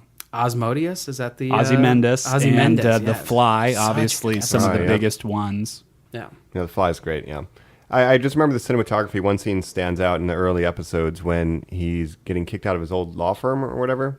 And there's the woman, and she's smoking a cigarette outside, and there's a hard cut on the light, and she's her legs are in the light, but her face is in the shadow, and it's just like, even the visual language of the cinematography is like so smart. Yeah, they really kept in tune with what Breaking Bad was doing. Visual tone. Yeah. Oh, absolutely. Yeah. They say renaissance of television came at a point for Sopranos, right? That was when everything was new and fresh and redone. The second renaissance, of course, was truly with AMC. Mad Men, the first non-cable network to be up for Emmys. Yeah. And they continue that with Breaking Bad. I would tie those two together to say that it truly did change the course of prestige television. And not only that, but taking things that were super niche, like The Walking Dead as a book or Preacher even, and turning them into normie shows on one of the biggest networks. Methamphetamine. Make it normie. Yeah, I don't get it. And, a lot of people forget that the first season's kind of slow. The second season's cut short because of a writer's strike. So there are stumbles along the way, but you got to give it credit. I'm excited to see this panel. I'm excited for all these people to come together and for maybe some secrets to come out or some behind-the-scenes gossip or something fun. That's definitely one I'll be waiting for the YouTube release, because most of these big panels, and that's another maybe secret of cons, wait a week or so, you'll see it all online. Yeah, they are not putting these up live, but they do tape them and they do publish them. Yeah, because they're going to get more marketing for it. So that's my thing with cons. I'm not going to stand in line. Just watch it, unless you're really a huge fan. But I just want Aaron Paul. It's been 10 years, bitch. Yeah. Gatorade me. Guarantee that's going to happen. Brought to you by Gatorade, the Breaking Bad 10-year anniversary panel. Yeah. Bryan Cranston will say some cool stuff. I wonder if he'll do something awesome like he did with that comic, reveal he did with the costume. I don't know. I'm excited to see it. Vince Gilligan, a genius. Maybe he'll announce what his next endeavor will be. I mean, Vince Gilligan all the way back to X-Files days. I mean, people forget that the reason Bryan Cranston got the job on Breaking Bad is because of his one-shot episode of the X-Files. So fucking cool, dude. I love the fan theory that Heisenberg survives and then goes witness protection, and that's why he's Malcolm's dad. He's Hal. And Malcolm in the middle. Hal. Yeah, I love that. Or it's a dream from Hal. Yeah, Hal's fever dream. It's great. What's crazy is it's 10 years, such an influential show, and wow, I can't believe it's already been 10 years. Yeah, and you see the rest of the cast. People like Dean Norris have done stuff like Under the Dome, or Anna Gunn, who received a bunch of death threats for her role of Skylar, really has not moved on. It's like when people fucking are giving Rose Tico actress shit. It's like, it's a character. Yeah. Don't give the actress or the actor a hard time in real life because you don't like a character. Also, just grow the fuck up. Yeah. Come on. Yeah, I just hope this isn't hurting their further careers. So. I mean, that was something like even Mark Wahlberg was worried about when he took the Luke Skywalker role. Is you take on this iconic Mark Hamill? You said Mark Wahlberg, and it's the best thing I've ever thought of. Yeah, I want him. But I was going to go to Taxi Station Use and get the some Force. power converters. Use the Force and say hi to your mother for me. Oh man. But you know, they worry about getting pigeonholed in a Yes. role, and I think that might have happened to some of the Breaking Bad people. Yeah. Yeah, it's a bummer. But that panel will be something to keep an eye on. Keep an eye on. We'll YouTube. get some further announcements, with Better Call Saul coming up, and of course, we'll hear about the future Breaking Bad. Who the hell are you? You know. You all know exactly who I am. I'm the man who killed Gus Fring. How many people are gonna die because of us? I'm done. We're done when I say we're done. Now, say my name. Heisenberg. You're damn right. So that was Breaking Bad. Now we'll talk about Assassination Nation. Now that I know nothing about, but it is the first television show from the Russo brothers. Oh shit! Really? Well, I don't know anything about it. And that's my take. I think it's a comic book adaptation. Let us know if you know about it. No, I have not read that. I think it is an adaptation. I'll see if I can look it up. Yeah, no idea. But if it's Russo brothers, what did they do before this? Community. Oh, that's right. Oh, we love Community at Comic-Con. Infinity Wars. So, it'll be their first big post-Marvel experience. Oh, fuck. And They back did to Infinity television. War? Yeah, of course, Oh, baby. all right. Well, They started with Winter Soldier, and they made Winter Soldier, Civil War, and Infinity War. All right. So they kind of became the. They took it from Joss Whedon essentially. All right, well, here's what I got here. When an anonymous hacker exposes the secrets of the residents of Salem, Massachusetts, four high school girls are out for revenge. Oh, okay. I'm sorry. So does that say comic book? Is that a YA novel? It just says drama, crime film, 2018. Oh, okay. I'm not excited for that then. Comes out September. It says Salem hackers, so it's witch hackers, girls, high school. I don't know. I mean, if it has anything like the energy that the hacking subplot in Winter Soldier had, then I'm 100% in. There we go. It's Hopefully. the Russo brothers, it's got Bill Skarsgård in it. Look, they were nominated for an Emmy back in the day for the Arrested Development pilot. I mean, these guys yeah, that's know right, they were on that TV. It's not a big deal. Obviously it'll be great, whatever it is. We just had to wait just and don't see. know. Yeah. Yeah, exactly.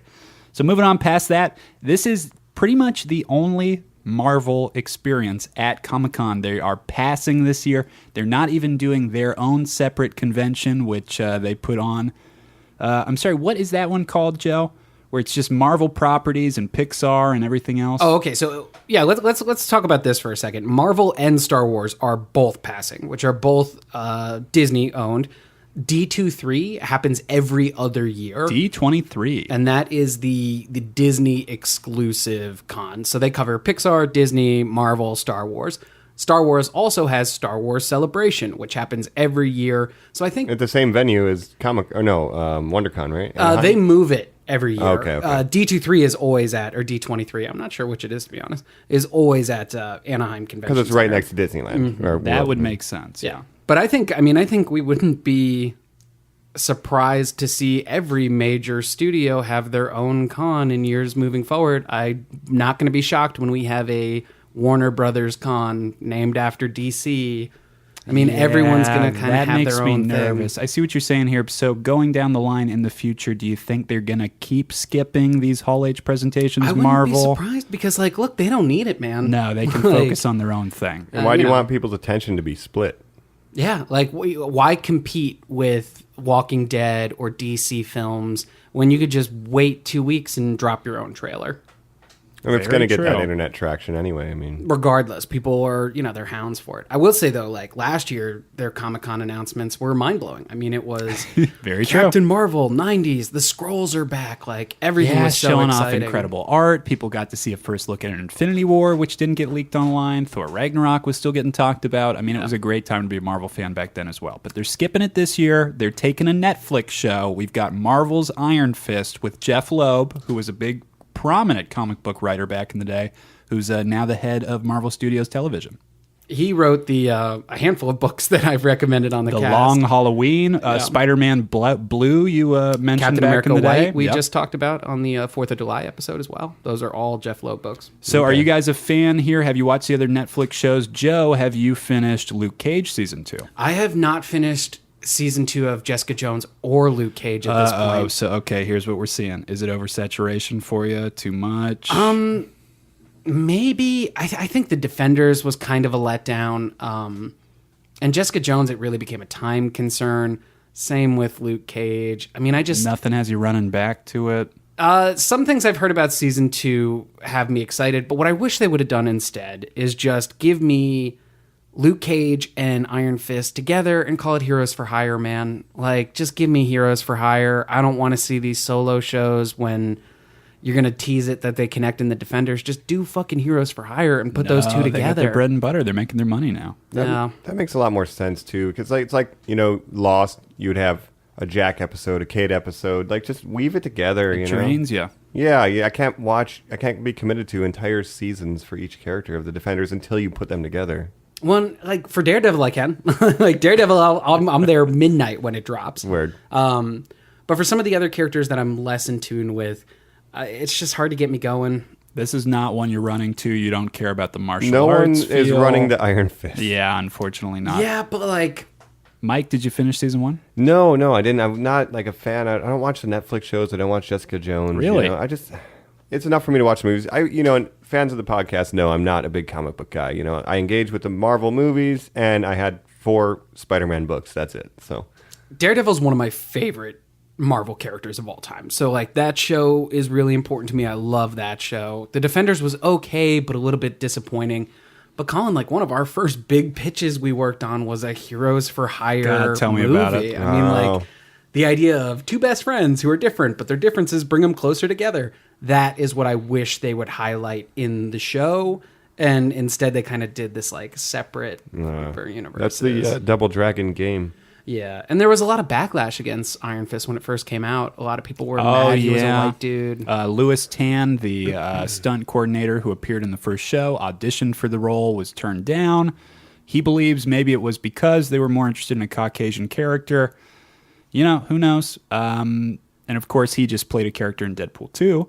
I don't know. I don't know. The whitewashing controversy, the character has always been that way. Yeah, if that's how he exists in the comics, I don't see what the controversy is. But beyond that, I'm just, I just don't think he has enough fans to warrant keeping him to the letter. So I can also see that argument as well. I just don't think it's that much of a big deal. It's just not a big property. When I was at E3, they were giving away the, what are those Disney Infinity toys?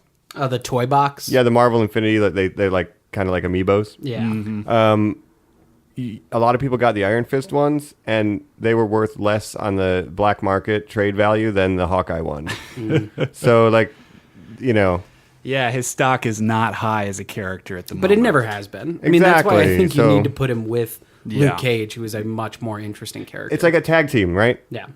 In pro wrestling, put 2 people together. Matt Hardy and Jeff Hardy suck separately, but together they're greater than the sum of the parts, Yeah. And, like, I couldn't agree more in terms of these 2 characters, too. Like, they really need to be together. Their differences, were so important at the time, too, because, like, people are upset that, like, Iron Fist was white for some reason, even though he's always been white. Yeah. But, like, you're really neglecting the fact that, like, they were interracial best friends in the 70s. That his love interest was black. Like, you're kind of ignoring... Oh, and that's something we mentioned before. We hate to see what they're doing, where the show seems to be focused on hooking up the white character who with an Asian background with an Asian character, or the African-American character with an African-American character. No, Misty Knight used to date white Danny Rand, and it was fucking dope. Yeah, or, Luke Cage banged Jessica Jones, and it was awesome. In the 70s, in a time where, like, that wasn't as common. I mean, it was... I feel like you're kind of ignoring the real diversity that existed in favor of, like, outlash that he's white, even though he was always white. Right. I mean, either that or they're trying to create another statement, because if the book was made at a time where they're trying to take a stance on like equality and like, hey, we're all the same, let's all get along, maybe they're just trying to do that for 2018. Maybe we're not coming out of the sense. civil rights era right now, so No. a little bit different. But it was also about like a white man using his privilege to better the community because he's as rich as Tony Stark. right. But again, I mean, that's all. Like every side of the argument is valid. It's just kind of a silly argument. If Loeb can bring in some of these more interesting angles that we're discussing, then that's a positive. But I think there's nowhere to go but up with Iron Fist, it feels like, because everyone's kind of like, meh. Because the first season was so poorly received as well. And now you see new casting. Alice Eve from the Star Trek movies, who played the character for James T. Kirk's wife, from the old films, has now been cast in a mysterious role that nobody knows about. She's very excited about it. The rest of the cast say that they have found the true Danny Rand character after how poorly he was received for season 1. So obviously there are steps in the right direction. Yeah. Also, I think that was another issue with the show, is that I feel like they didn't really know the character as well. Like, he was just kind of like whiny and way less zen than he should have been. And going even further, I love these Netflix shows because they are capable of dealing with some really extreme concepts. Jessica Jones, post-rape life. How do you exist with that? Luke Cage asked you to explore what the N-word actually means and what it means when it's said to him as a man. In season 2, I'm about halfway through, loving it as well. What it means to grow up in the culture of Harlem, what it means to be a society, to come together. Can you help each other out and defend it together? I don't know what Danny Rand's contribution to that is. There's a lot of what does it mean to have white privilege, but as a white guy who kind of also had that, I don't even really like seeing that. It bums me out. So yeah, I mean, they don't need to know. make a statement with it instead of just kind of meandering on the point. Yeah, you would hope so. Yeah.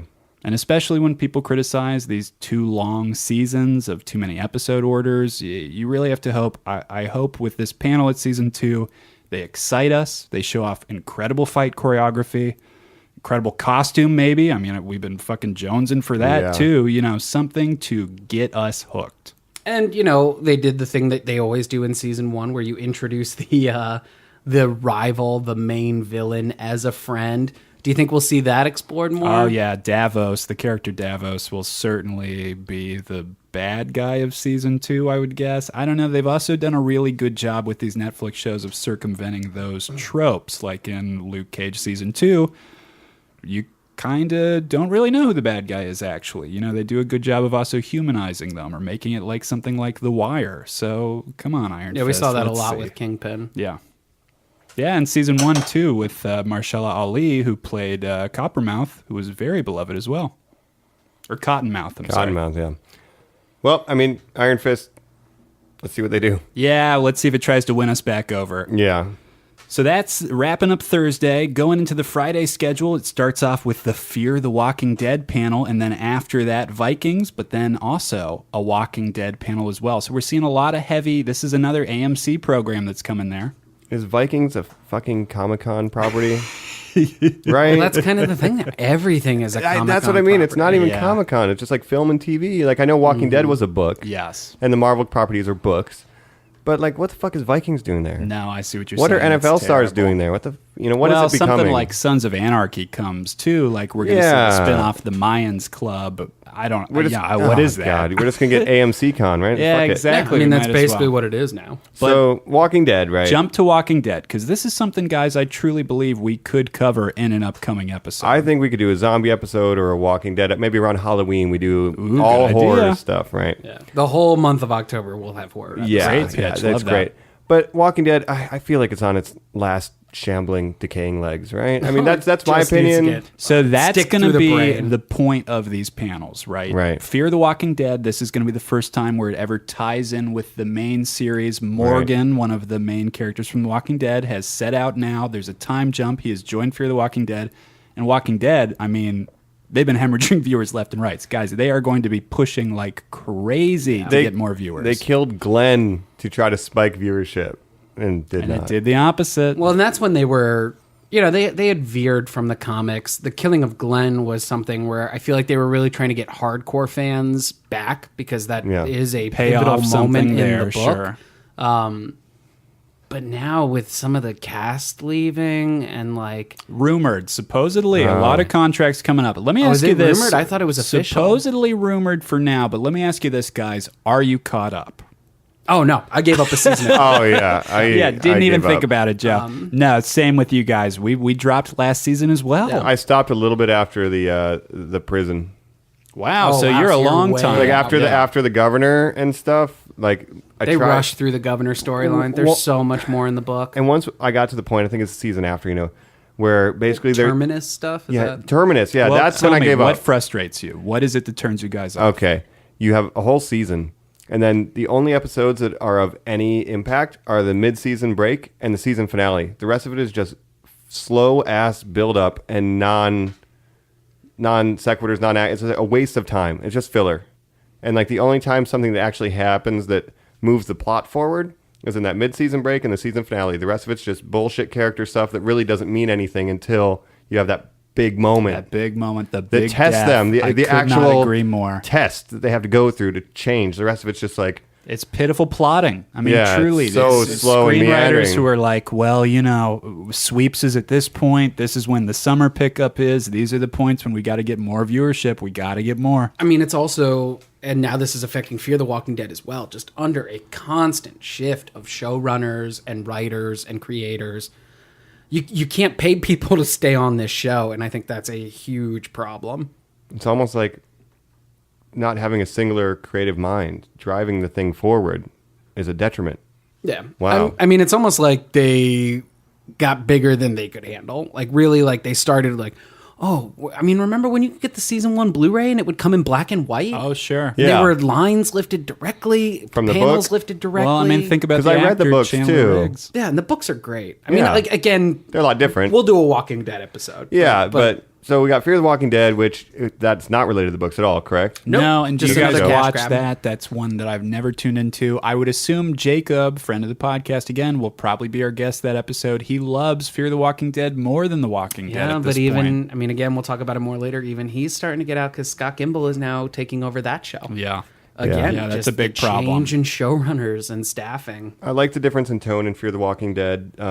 It was, a more human look at everything. Obviously, The Walking Dead is a human show. It's about the human characters and stuff, but it was interesting to see the early days of the infection, and it's more character driven even than the original series, I feel, but it's getting weird, so I don't know. Win me over. I think zombies are dead. Like, and not literally they are, but we had the 2001 or something. We had the boom. Zack Schneider Right after Dawn of the Dead. Dawn of the Dead. 2003 or 2004. Yeah, was that's right. Dawn of the Dead reboot. So Dawn of the Dead reboot comes Get down out. with the sickness? Yeah. Oh God. Come on, get down with the sickness. That happens.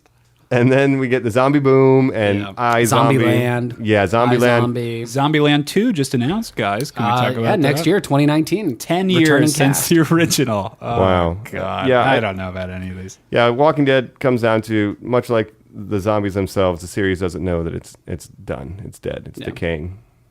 Yeah. Yeah. And it might still just be shambling to death. Yeah, just until Preacher the final comes on synapse and gives up.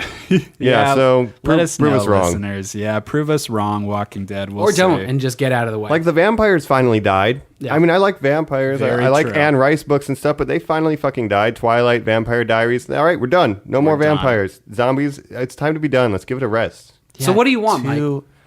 I don't know. I don't want Vampires two are done. programs on Zombies are television done. on the same network With zombies, that are that's zombies. true. It just blows my fucking mind. You're just like, what could you possibly have to say where you're like, well, we can't fit that in the other one. Yeah. we got so gotta many explore fucking these zombie themes. stories. Let's just go with Also, Cthulhu. Why do we Yeah. never Oh, get the there we go. fucking the speech? We are the Walking Dead. Yeah, When is it going to happen? Yeah, maybe. I think it's happening in the writers' room right Yeah, now. seriously. And we'll see, Don't you like we get it? said, if We are Andrew the Lincoln stays. That's what every showrunner says. And Carl's dead. Oh, spoiler alert. Chandler Riggs, yeah, Is unfortunately. Daryl alive? No, Daryl's- supposedly he's going to be the one who Norman Reedus takes over the lead of the show. But like The Death Stranding man the himself. quiet badass cannot be the lead of the show, man. Like that's not. It's not functional. The loner can't be the leader. Doesn't make sense. That's Well, rough.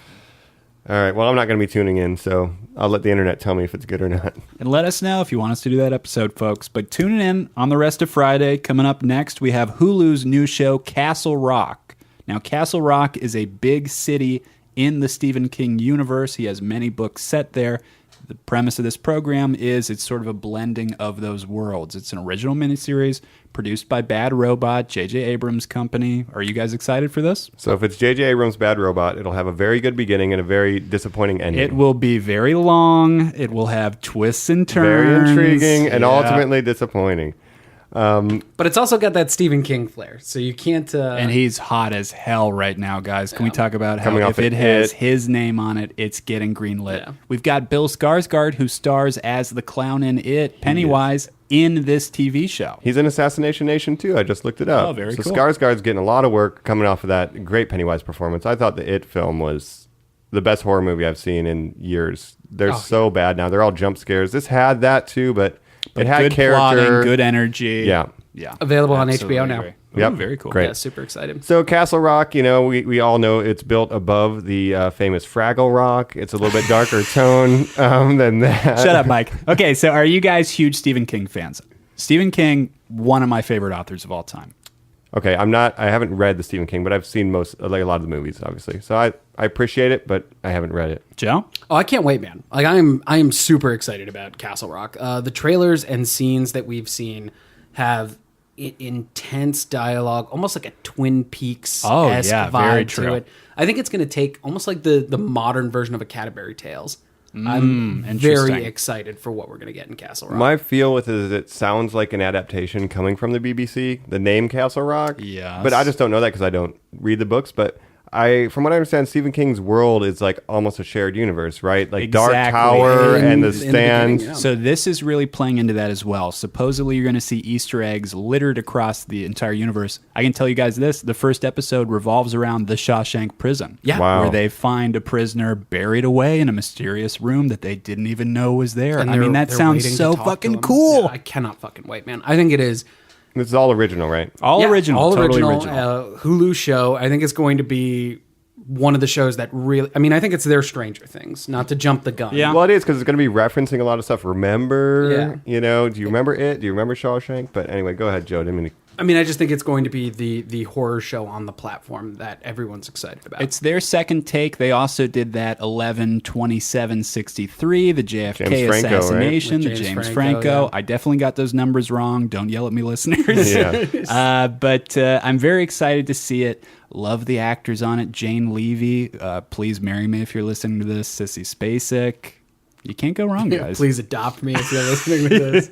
I'm really intrigued by it. Yeah, I don't want to go too in on it, but I like the Stephen King world. Maybe there'll be a crazy dog. Give me a Cujo reference or something. I think we're gonna see Christine. something How like cool! that, Maybe they'll sure. just bring in weird Yeah. stuff. I Driving through. mean, maybe it's, me just thinking like, oh, if I was doing it, this is everything. I would Yeah. do. Yeah. But I really think we're going to get a lot of what you're asking for, Mike. I Yeah. like the trailers and the 2 or 3 scenes that they've put out just look so exciting. You just write some. Castle Rock is where all this weird shit happens to be magneted to. It's so Twin Christine Peaks, shows man. up. Cujo. Yeah, or it just who knows? makes so much sense in my mind. So Yeah. we're about a week away from that, folks. We'll let you know. Let Yeah. us know if you see the premiere as well. So moving on past that, something I know you guys are excited for. It's the Star Trek Discovery panel. Well, Are we excited about I'll say this. It's going to be the first time there with the new showrunner as well. so they got another new showrunner for the Star Trek Discovery. Here's. Did you guys watch Star Trek Discovery? I read here's my Star Trek taste, just to Yeah. give listeners this. My father obsessed with just the first run. We're talking just Captain Kirk. Kirk, William Spock, Bones. Shatner. I have seen that. No Next Generation. I've seen the movies that just adapt those worlds. I've read about this universe, Star Trek Discovery, because I know it's so closely tied into the original. It Well, it's a happens in prequel between. to the original, right? It's 100 years before. Yeah, it's before Kirk and Spock. Yeah, it's pretty cool. If we're gonna get spoilers here, right? So Star Trek Discovery, I criticized it a lot in the beginning because the captain is like a huge fucking asshole and he wants to do war stuff. And He's I'm a like, wartime captain. yeah, like why is there a wartime captain in Starfleet that they always say it's a peaceful organization? Jason Isaacs, of course, from the Harry Potter universe. Yeah, and Incredible actor. Yeah, he does fine, but I'm like, this isn't Star Trek. Why does this guy want to do war? And I'm like, what the fuck? And then later, it turns out he comes from the mirror universe, and he's an evil asshole. And it's like, oh, like that made me like forgive them for a lot of stuff. The reveal of the mirror universe, and we haven't seen it since DS9. Yeah, which is interesting. I don't know that it carries on. Interesting. The DS9 episode. So let me ask you guys this real quick: do they have goatees? Not in this one. Bummer. More goth, more midriff. Okay, very cool. Keep going. Keep more going. Like evil Klingons. Just like deep language. Yeah. So that was a great twist. I watched the pilot, which was 2 episodes, and then the second pilot, which was the 3rd episode, where we actually met the cast that would we got on the ship, the show, and got on the ship. And you're meeting Anthony Rapp, great character actor. Doug he's Jones, who does all the creature effects for Guillermo del Toro's movies. Rainn Wilson shows up. Yeah, in episode 3, we meet him on the second ship. They lost me fast and hard. It felt like Lost, the TV show. Like you had a lot of J.J. Abrams elements, a lot of like action, which is like, if you're a Star Trek fan, you know it's a lot of talking, a lot of diplomacy. This felt way more action oriented. Well, and I would say technology. I read these things about spore generators and parallel. They're using a giant tardigrade that somehow in its brain has a map to the entire universe, and they plug the tardigrade into their ship computer so they can teleport through black holes.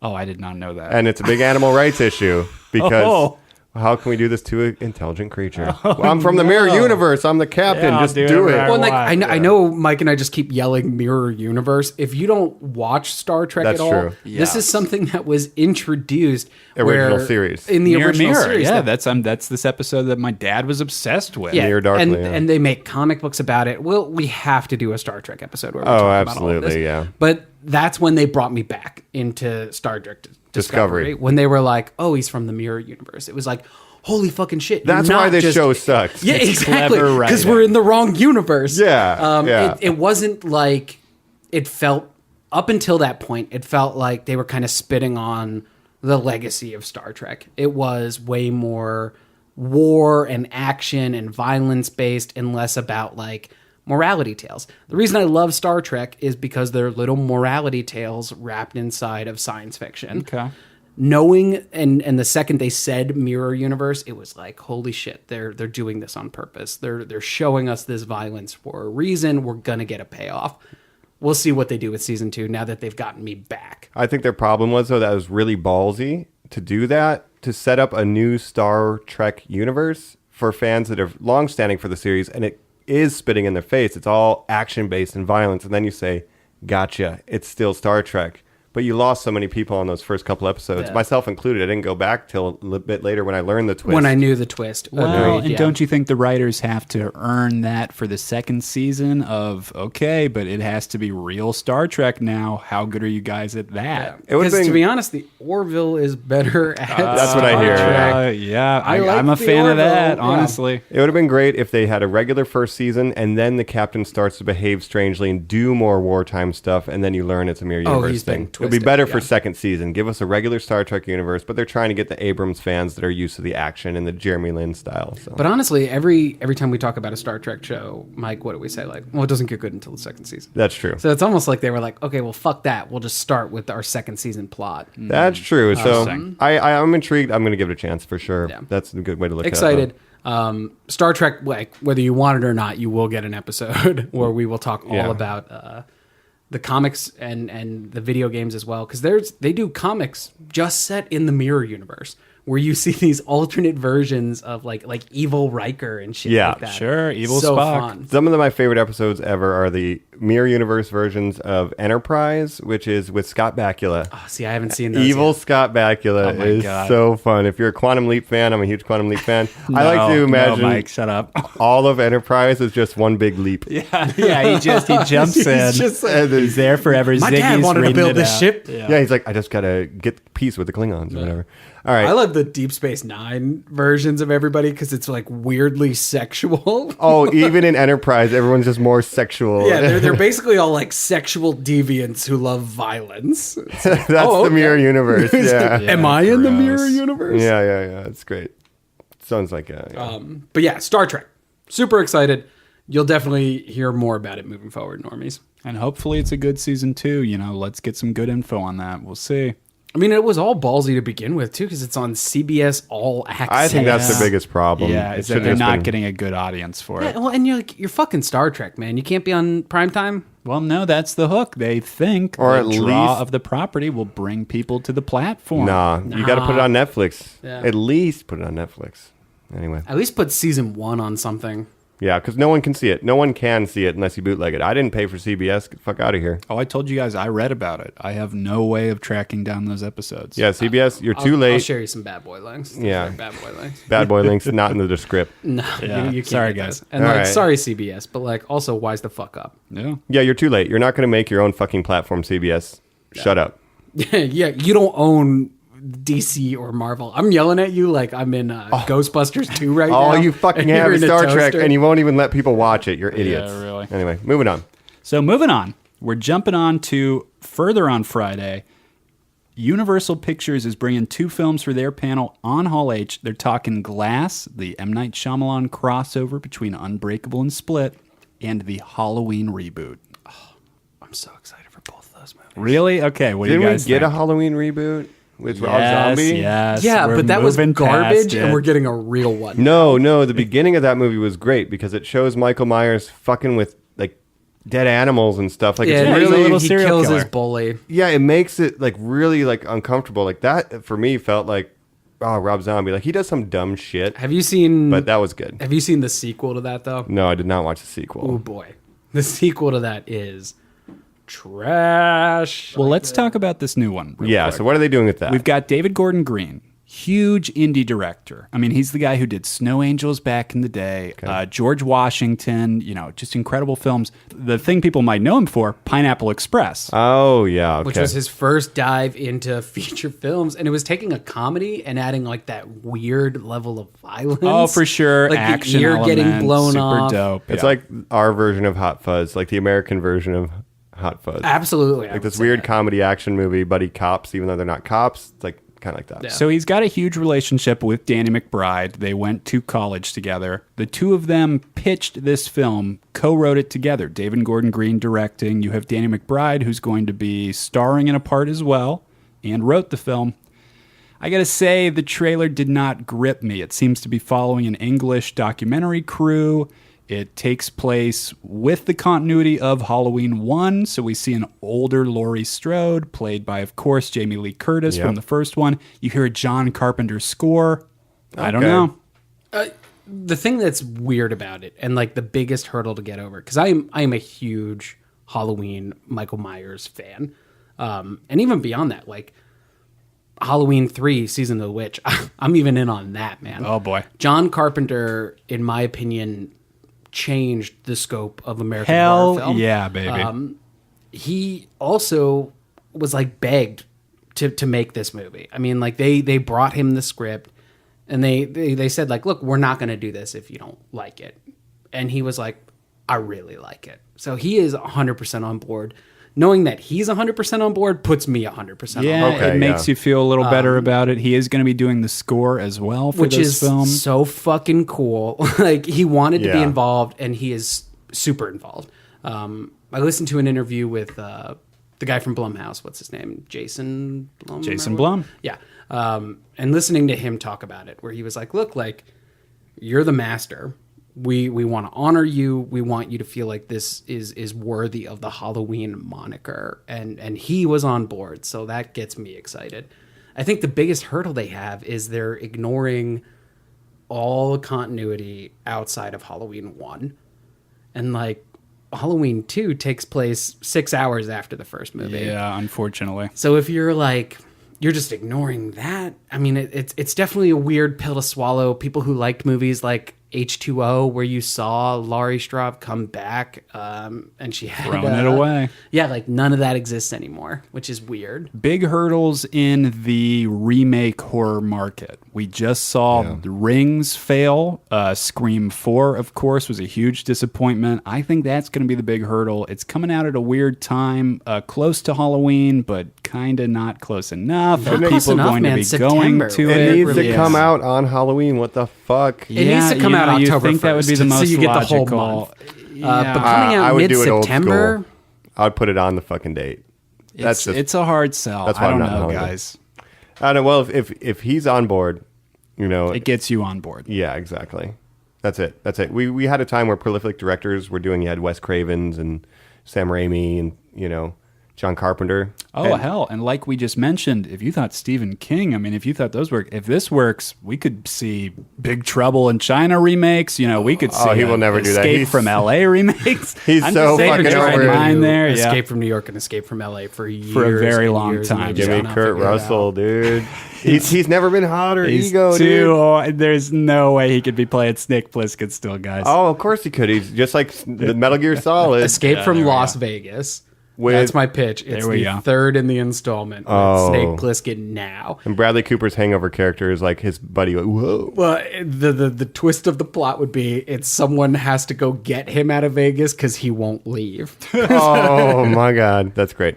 All right, well, I think it's going to be cool if John Carpenter's on board and doing the score. Hope we can capture some of that lightning in a bottle again. That's Halloween. Let's talk the other master. Let's talk M. Night Shyamalan. The Glass. master. You got to give it to him. The Spielberg of his day, the Hitchcock of his day. That's how he used to be told. I mean, are you talking... Mike, I know you're Sixth twitching Sense? over You there, are. but You are yeah. rolling your eyes. Sixth Sense, one of the highest grossing films of all time. He accidentally made one good movie. That's all he did. That's fair. He That's also fair. made Unbreakable, which is a good movie. That's a He made a handful acceptable of good movie. movies. And then he made really what do you bad guys think of movies. Glass? Here's what I'll say. Unbreakable is my favorite Unbreakable is of an incredible M. Night film. Shyamalan's films. It's a cool way to look at superheroes. And it was also, 10 years ahead of its time. Yeah. Absolutely. Like if Like a Unbreakable mystery would have come menace. out after the MCU existed, people would have been all over that shit. People would have been writing about him like he was a fucking mastermind. But because he was ahead of the time, it was just kind of like, oh, it was another good movie from the Science guy. But beyond that, guys, I'm talking cinematography. I think that's one of the best films ever. Bruce Willis, a normally prickly, hard to get performances out of, in something like Sixth Sense, where he plays more of the passive observer. As David Dunn in Unbreakable, he is an incredible character. He has so much regret, so much loss. He's living a lie. He travels around with his son, who threatens to shoot him in one tragic scene. I mean, that is, it's so fucking strong. It's so incredible. I will say Shyamalan is able to get the most out of Bruce Willis because he's kind of notoriously hard to work with. Yeah. And, besides Die Hard, really, it always seems like he's not Kevin enjoying Smith has himself. said, yeah. he's well, if you like Moonlighting back in the day, anyone watch Moonlighting? Yeah. Fucking love Moonlighting. Oh, yeah. Hudson Hawk, another one I fucking love that people hate. He's just I don't know. He's like my dad, he's a very Jersey, no nonsense. Like, all right, well, what am I doing here? What do you want out of me? And fair enough. that intimidates a lot of people. I think. But he's not in Glass. He is. Oh, he is. So He is, this is man. the tying thing. So let me ask you this. that's Mike, right, 'cause it's a have you connection. seen Split? I have not seen Split. That's James McAvoy, right? That is Yeah. James McAvoy as the Yeah. lead character. Wendell Crumb, who of course is plagued by multiple personalities. We've just heard from M. Night Shyamalan. We're going to see in Glass some personalities we did not get to see we're in gonna meet Split, them which all. I'm very excited about. Wow. The ending of the film, spoiler alert to you, Mike. Yeah, it's fine. Is a post-credit scene where we see David Dunn, Bruce Willis's character, looking at the news, seeing that this monster got away. How is he going to track him down? He's still operating as a pseudo superhero, we're supposed to assume. So this is the film bringing them together. It's called Glass. It's named after Mr. Glass, of course, the famous Samuel Jackson antagonist in Unbreakable.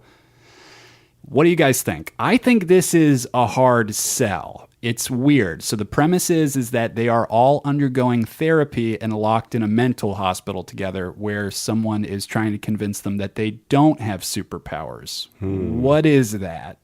I think it is an impossible sell for general audiences. I could not be more excited. Really? I think. I mean, you're taking one of my favorite movies of the early 2000s, Unbreakable. When Split came out and I saw it, I was like, oh, that was pretty good. And then there was a post-credit scene where they were like, no, Sneak Attack, this is a sort of sequel to Unbreakable. That blew my mind. I gotta say, and you say sort of good, I thought James McAvoy fucking killed that movie. Yeah. I saw the trailers and I've seen some scenes from it, and I don't know how many personalities he's supposed to have, but I give him a lot of credit for. Well, he's got a lot. Oh, he's got a lot. It's good. He's got the chops, right? He does well in the movie. I haven't seen it. Oh, he does incredibly. Oh, yeah. He's a really good. That's a big performer. challenge. You want to play a character who has 27 other characters inside of him. That's a lot to ask of somebody. So give McAvoy a lot of credit.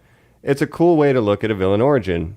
Yes. Yeah. Very interesting. Right? Just from what I know about the film and to tie it in, I don't know. I'm on board. And like the therapy elements of the film make sense given what the plot is in Split. Like in Split, you see his therapist kind of explain the condition and stuff like that. Well, and that So it other makes sense people we're leaning are into it. special. Yeah, you sort of get a hit too. But think about this, Joe, specifically, just talking to you.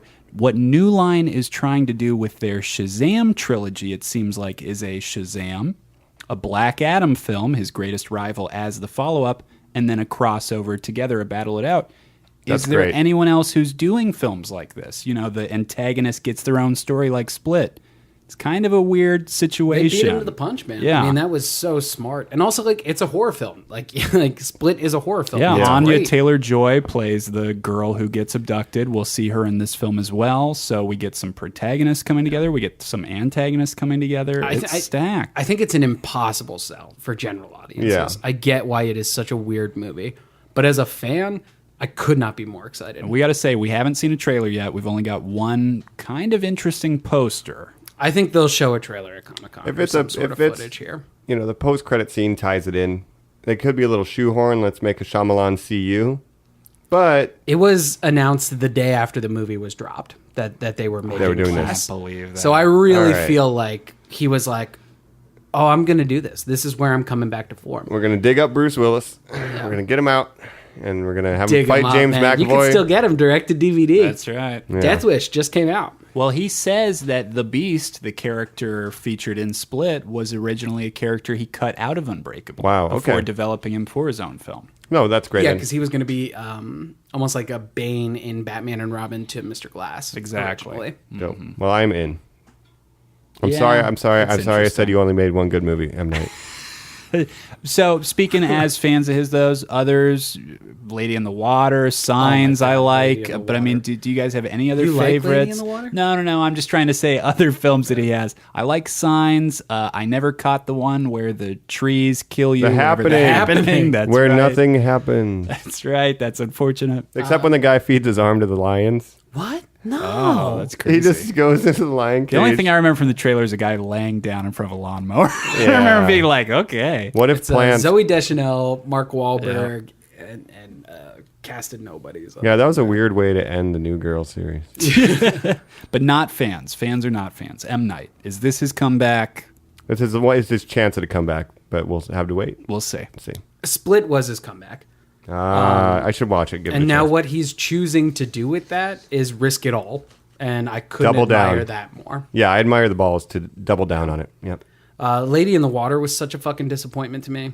Well, because you're such a Paul Giamatti fan. I am a big Paul Giamatti fan. Especially in And a Spider-Man 2. Bryce Dallas Howard fan. yeah. But they... Oh, that movie makes me so mad. It was so good at the beginning, and then it got so bad so fast. Not a big fan of The Village either. No, I mean, I guess I I'm forgot really about not. I liked it until we found out what the twist was. Yeah, and then the twist ruined it for me. Yeah. So will Glass have a twist? Of course it will. I think the movie itself is a twist. Yeah, that's true. You know what I mean? Right. It's The such fact an that it odd exists is a premise. twist. Yeah. Yeah, that's And true. of course, why are they doing this to these people? Why are they locked in an insane asylum? So yeah, Well, the 'cause they're plot crazy. itself begs I mean, for like it. that's Sure. like looking at it from an outsider's perspective, they are crazy. Yes, okay, but now just thinking about it with how you just phrase it, I'm worried, is this going to undo Unbreakable? Are we going might. to get something at the end Is where the twist they gonna be learn, that they it's are like he just never crazy? had superpowers? Oh, no. Yeah, that Yeah. I would not like. Yeah, I would hate that. But I mean, I have faith in it because it wasn't like he tried to make a sequel to Signs. It wasn't like he tried to make a sequel to other Sixth Sense, other big successes. Right. Well, you remember The Seventh Sense. That was Asylum, He can right? smell ghosts. No, this is the Ooh, one where he Haley. was like, I think I have ideas here that need to be explored further. And I admire him for taking the goodwill he got from Split and doubling down on something that wasn't his biggest success. Definitely. But I think people like it, like Unbreakable, Yeah, it was widely regarded as a good film. but didn't It's not The Sixth Sense. Didn't break the box office. No, it wasn't even Signs big. I mean, Sixth Sense and Signs are his two biggest successes. Commercial successes, yeah. Well, it'll be good. Hopefully the Avatar kit is there, and they're telling me you can't bend air. It's just in your head. All the superheroes from Shyamalan films. Let's do it. Mark Wahlberg, too. The plants were eating people. Who knows? Who knows? All right. That's Shyamalan. All right, folks, let's bring up the last big event on Friday. We're talking Bumblebee. This is the first time the Paramount franchise for Transformers has come to Comic-Con. Fuck this. Fuck this. I mean, obviously, the big sell here is to get people back on board to the Transformers universe. This is the first standalone, first spin-off. It might be the first in a new series of films. It might be its only film. Who knows? All right, look. Red Letter Media did a thing where they watched the first 3 Transformers movies at the same time. And, like, there's things where it's like 12 minutes in, introduce the Bumblebee, 16 minutes, meet Shia LaBeouf. And it's like they're all happening at the same... So they do the same beats. Obviously, this is just a solo Bumblebee film, but it's like... I can't tell the other movies apart from one another. They're so similar. The action scenes are so convoluted. I don't know which one has a dinosaur and which one has the fight on the pyramid. I love the dinosaur. Yeah. Dinosaur one's the and best the fight one. in the pyramid. I think those are the same one. I think those are both the third one. No, actually, I think they're the fourth. I don't know. Okay. Extinction. Anyway, so yeah, fuck the Transformers. That's my opinion. Whoa. You can say fuck the Transformers movies. But like, come on. Transformers are robots. Transformers are dope. I love right, Transformers. Right. I used to collect Generation 1 Transformer I toys. hate the movies. Oh yeah, dog. Optimus Prime. Look, this new one, it's got Bumblebee as a Volkswagen Bug opposed to a dope Camaro. Which that's what he was. Back what he's supposed to be. Exactly. You got John Cena. Oh, John Cena's Holy in there. John fuck, Cena's I going to be in it. forgot So you've got John the wrestling worlds crossing over here. I mean, come on, guys. You've got Haley Steinfeld, who plays the young girl. Oh, and she's from True Grit. That was her first She was big discovered in True Grit. With Jeff Bridges, right? That's right. Yeah, she wasn't in the Duke's version. She No. wasn't in the John Wayne one. No, she was not. She's 130. They're bringing But her she out. looks 13. Yeah. I don't Why know. is it not? Sorry, Mike. Go ahead. Why is it not what? Like Bumblebee's obviously the most popular. Why are we not doing G.I. Joe versus Transformers? Is that a thing that's happened in the comics? I'm sure it has. Yes, they in have. Boom Comics. But like, why? I know Hasbro's working towards it. Hasbro Work faster. owns these properties. We just saw them buy Bandai Saban as well. So Power now they've got Rangers. the Power Rangers franchise. They're thinking about working it as well. Here's what I'm scared of. They just said that obviously with a film like Bumblebee, we're building out things where you could definitely see Power Rangers crossover down the road. I don't know, man. Just focus on making a good movie. Yeah. Making a good movie out of robots that turn into cars and Yep. cars that turn into robots? That's right. Nah, man. Give me the fucking G.I. Joes in with the Transformers. You want a spectacle. Yeah, that's Yeah, come on, yeah, you're okay. At this point. you're fooling yourself if you think you don't want a spectacle. Sure. out of a The story wasn't as good as Transformers movie. Titanic. I don't know. Optimus Prime didn't die in the end, so I didn't cry. It's like, hey, yeah. I mean, everybody loves the animated movie from what was it, like Transformers the 86 movie, or something like 86, that. 87. You know, that's a classic from all of our childhoods. The Michael Bay movies are whatever. Some of them are great. Some of them are terrible. Some of them I don't know what genre they're supposed to be. But I wish instead of going back and doing a Bumblebee solo film, we would just like kitchen sink it, man. Yeah, there needs to be some kind of direction. Well, or- we're fully in prequel and soft reboot city. Yeah. You know. I mean, but on the G.I. Joe end, aren't they talking about doing a Snake Eyes solo movie? Oh, of course. A character who doesn't talk? But to what you just said, Hell Mike, yeah, dude. Show don't tell. Let's fucking try to push ourselves here. But to what you just said, Mike, we're in prequel reboot territory. Yep, Literally, out of all the films we've talked about here today, many of them have been Only sort of Assassination in this Nation is a new IP. Exactly, And literally. it's not a new IP, it's So an adaptation. how do you You're right. come out as someone on the Bumblebee panel to be like, come on, get excited for the 7th entry, a new Do you guys look love at how he it? talks through the Exactly. radio? Isn't that fun? We're going to do more of that. And he's a dumber car now, but it's a nostalgic car, which is his original car. But it's like, all right. Yeah, for a I don't nostalgic know. franchise. Yeah. I mean, like at this point though, it's got to be like sad dads and people who should be dads if they wanted to be dads, like going to the theater to be like, look, don't you love Transformers? And No, the global Dad. market. The Yeah, global that's market. true. That's really what it is. And the air More than conditioning's turned anything. on. It's humid out in Hey, the world. That's all you need. Yeah. That's it. So I don't know. Fuck Bumblebee.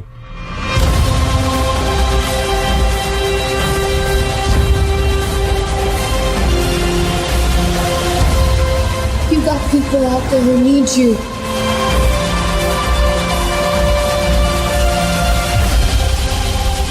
This is why you're here, B.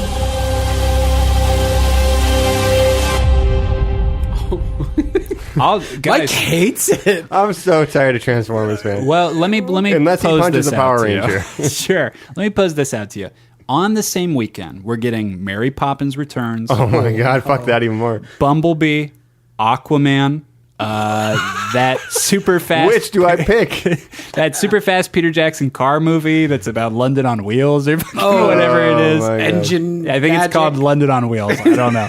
Terrible name. I couldn't give a shit about any of that. How is it going to do? How is It's going Bumblebee to going do to terrible. stand up? All those against movies this? are going to do No, terrible. it's going to do great globally. It's going to do great think so? overseas. Bumblebee's going to make gangbusters in Over Asia. Aquaman? Hell I think yeah. there's going to be too much cannibalization there. I see what Joe's Yeah. saying. I think Every they're one just of gonna those be movies ripping is each going to other apart. underperform. Oh, What they're a going bunch to of eat each fucking other. dummies. They're going to all eat Exactly, each other. yeah. Except Mary Poppins. No one. Oh, are you? Mary Poppins is going to kill, dog. Yeah. For the kids, maybe. I don't know. No, It not even doesn't for kids, have for the moms same who take the appeal kids. that the Beauty and the Beast live action remake had, but it will capture the But yeah, that audience same that won't weekend. Be going to What the am I other taking stuff. my kid to? Yeah, I'm taking him to the exactly. Disney movie. Yeah, you're only going to pick one. But that is... Well, what are we taking Grandma to for Christmas? I mean, yeah. come on. Oh my God, those three movies come out on the same day. On the same day. So What a bunch of fucking idiots. let's just go ahead and jump to our next one now. We are obviously, again, going to know all the results afterwards. Normies, we're excited for you to hear it. Let us know. We'll be doing a follow-up talks eventually at some point. We're very excited to see the results of this San Diego Comic-Con 2018. Thanks for sticking around. We're going to finish up NORMIE CON right after this break. And by after this break, Colin means after next week. As I said earlier, this episode has been split in two, so if you're hungry for more Comic-Con, be sure to check back next week for part 2 of this epic saga, and also the special wrap-up segment where we rediscuss the original 10 topics we've covered on the show so far, and see if our opinions stayed the same or have changed. So we look forward to having you back. Thanks for listening, and this has been Mike. Thank you very much, Normies.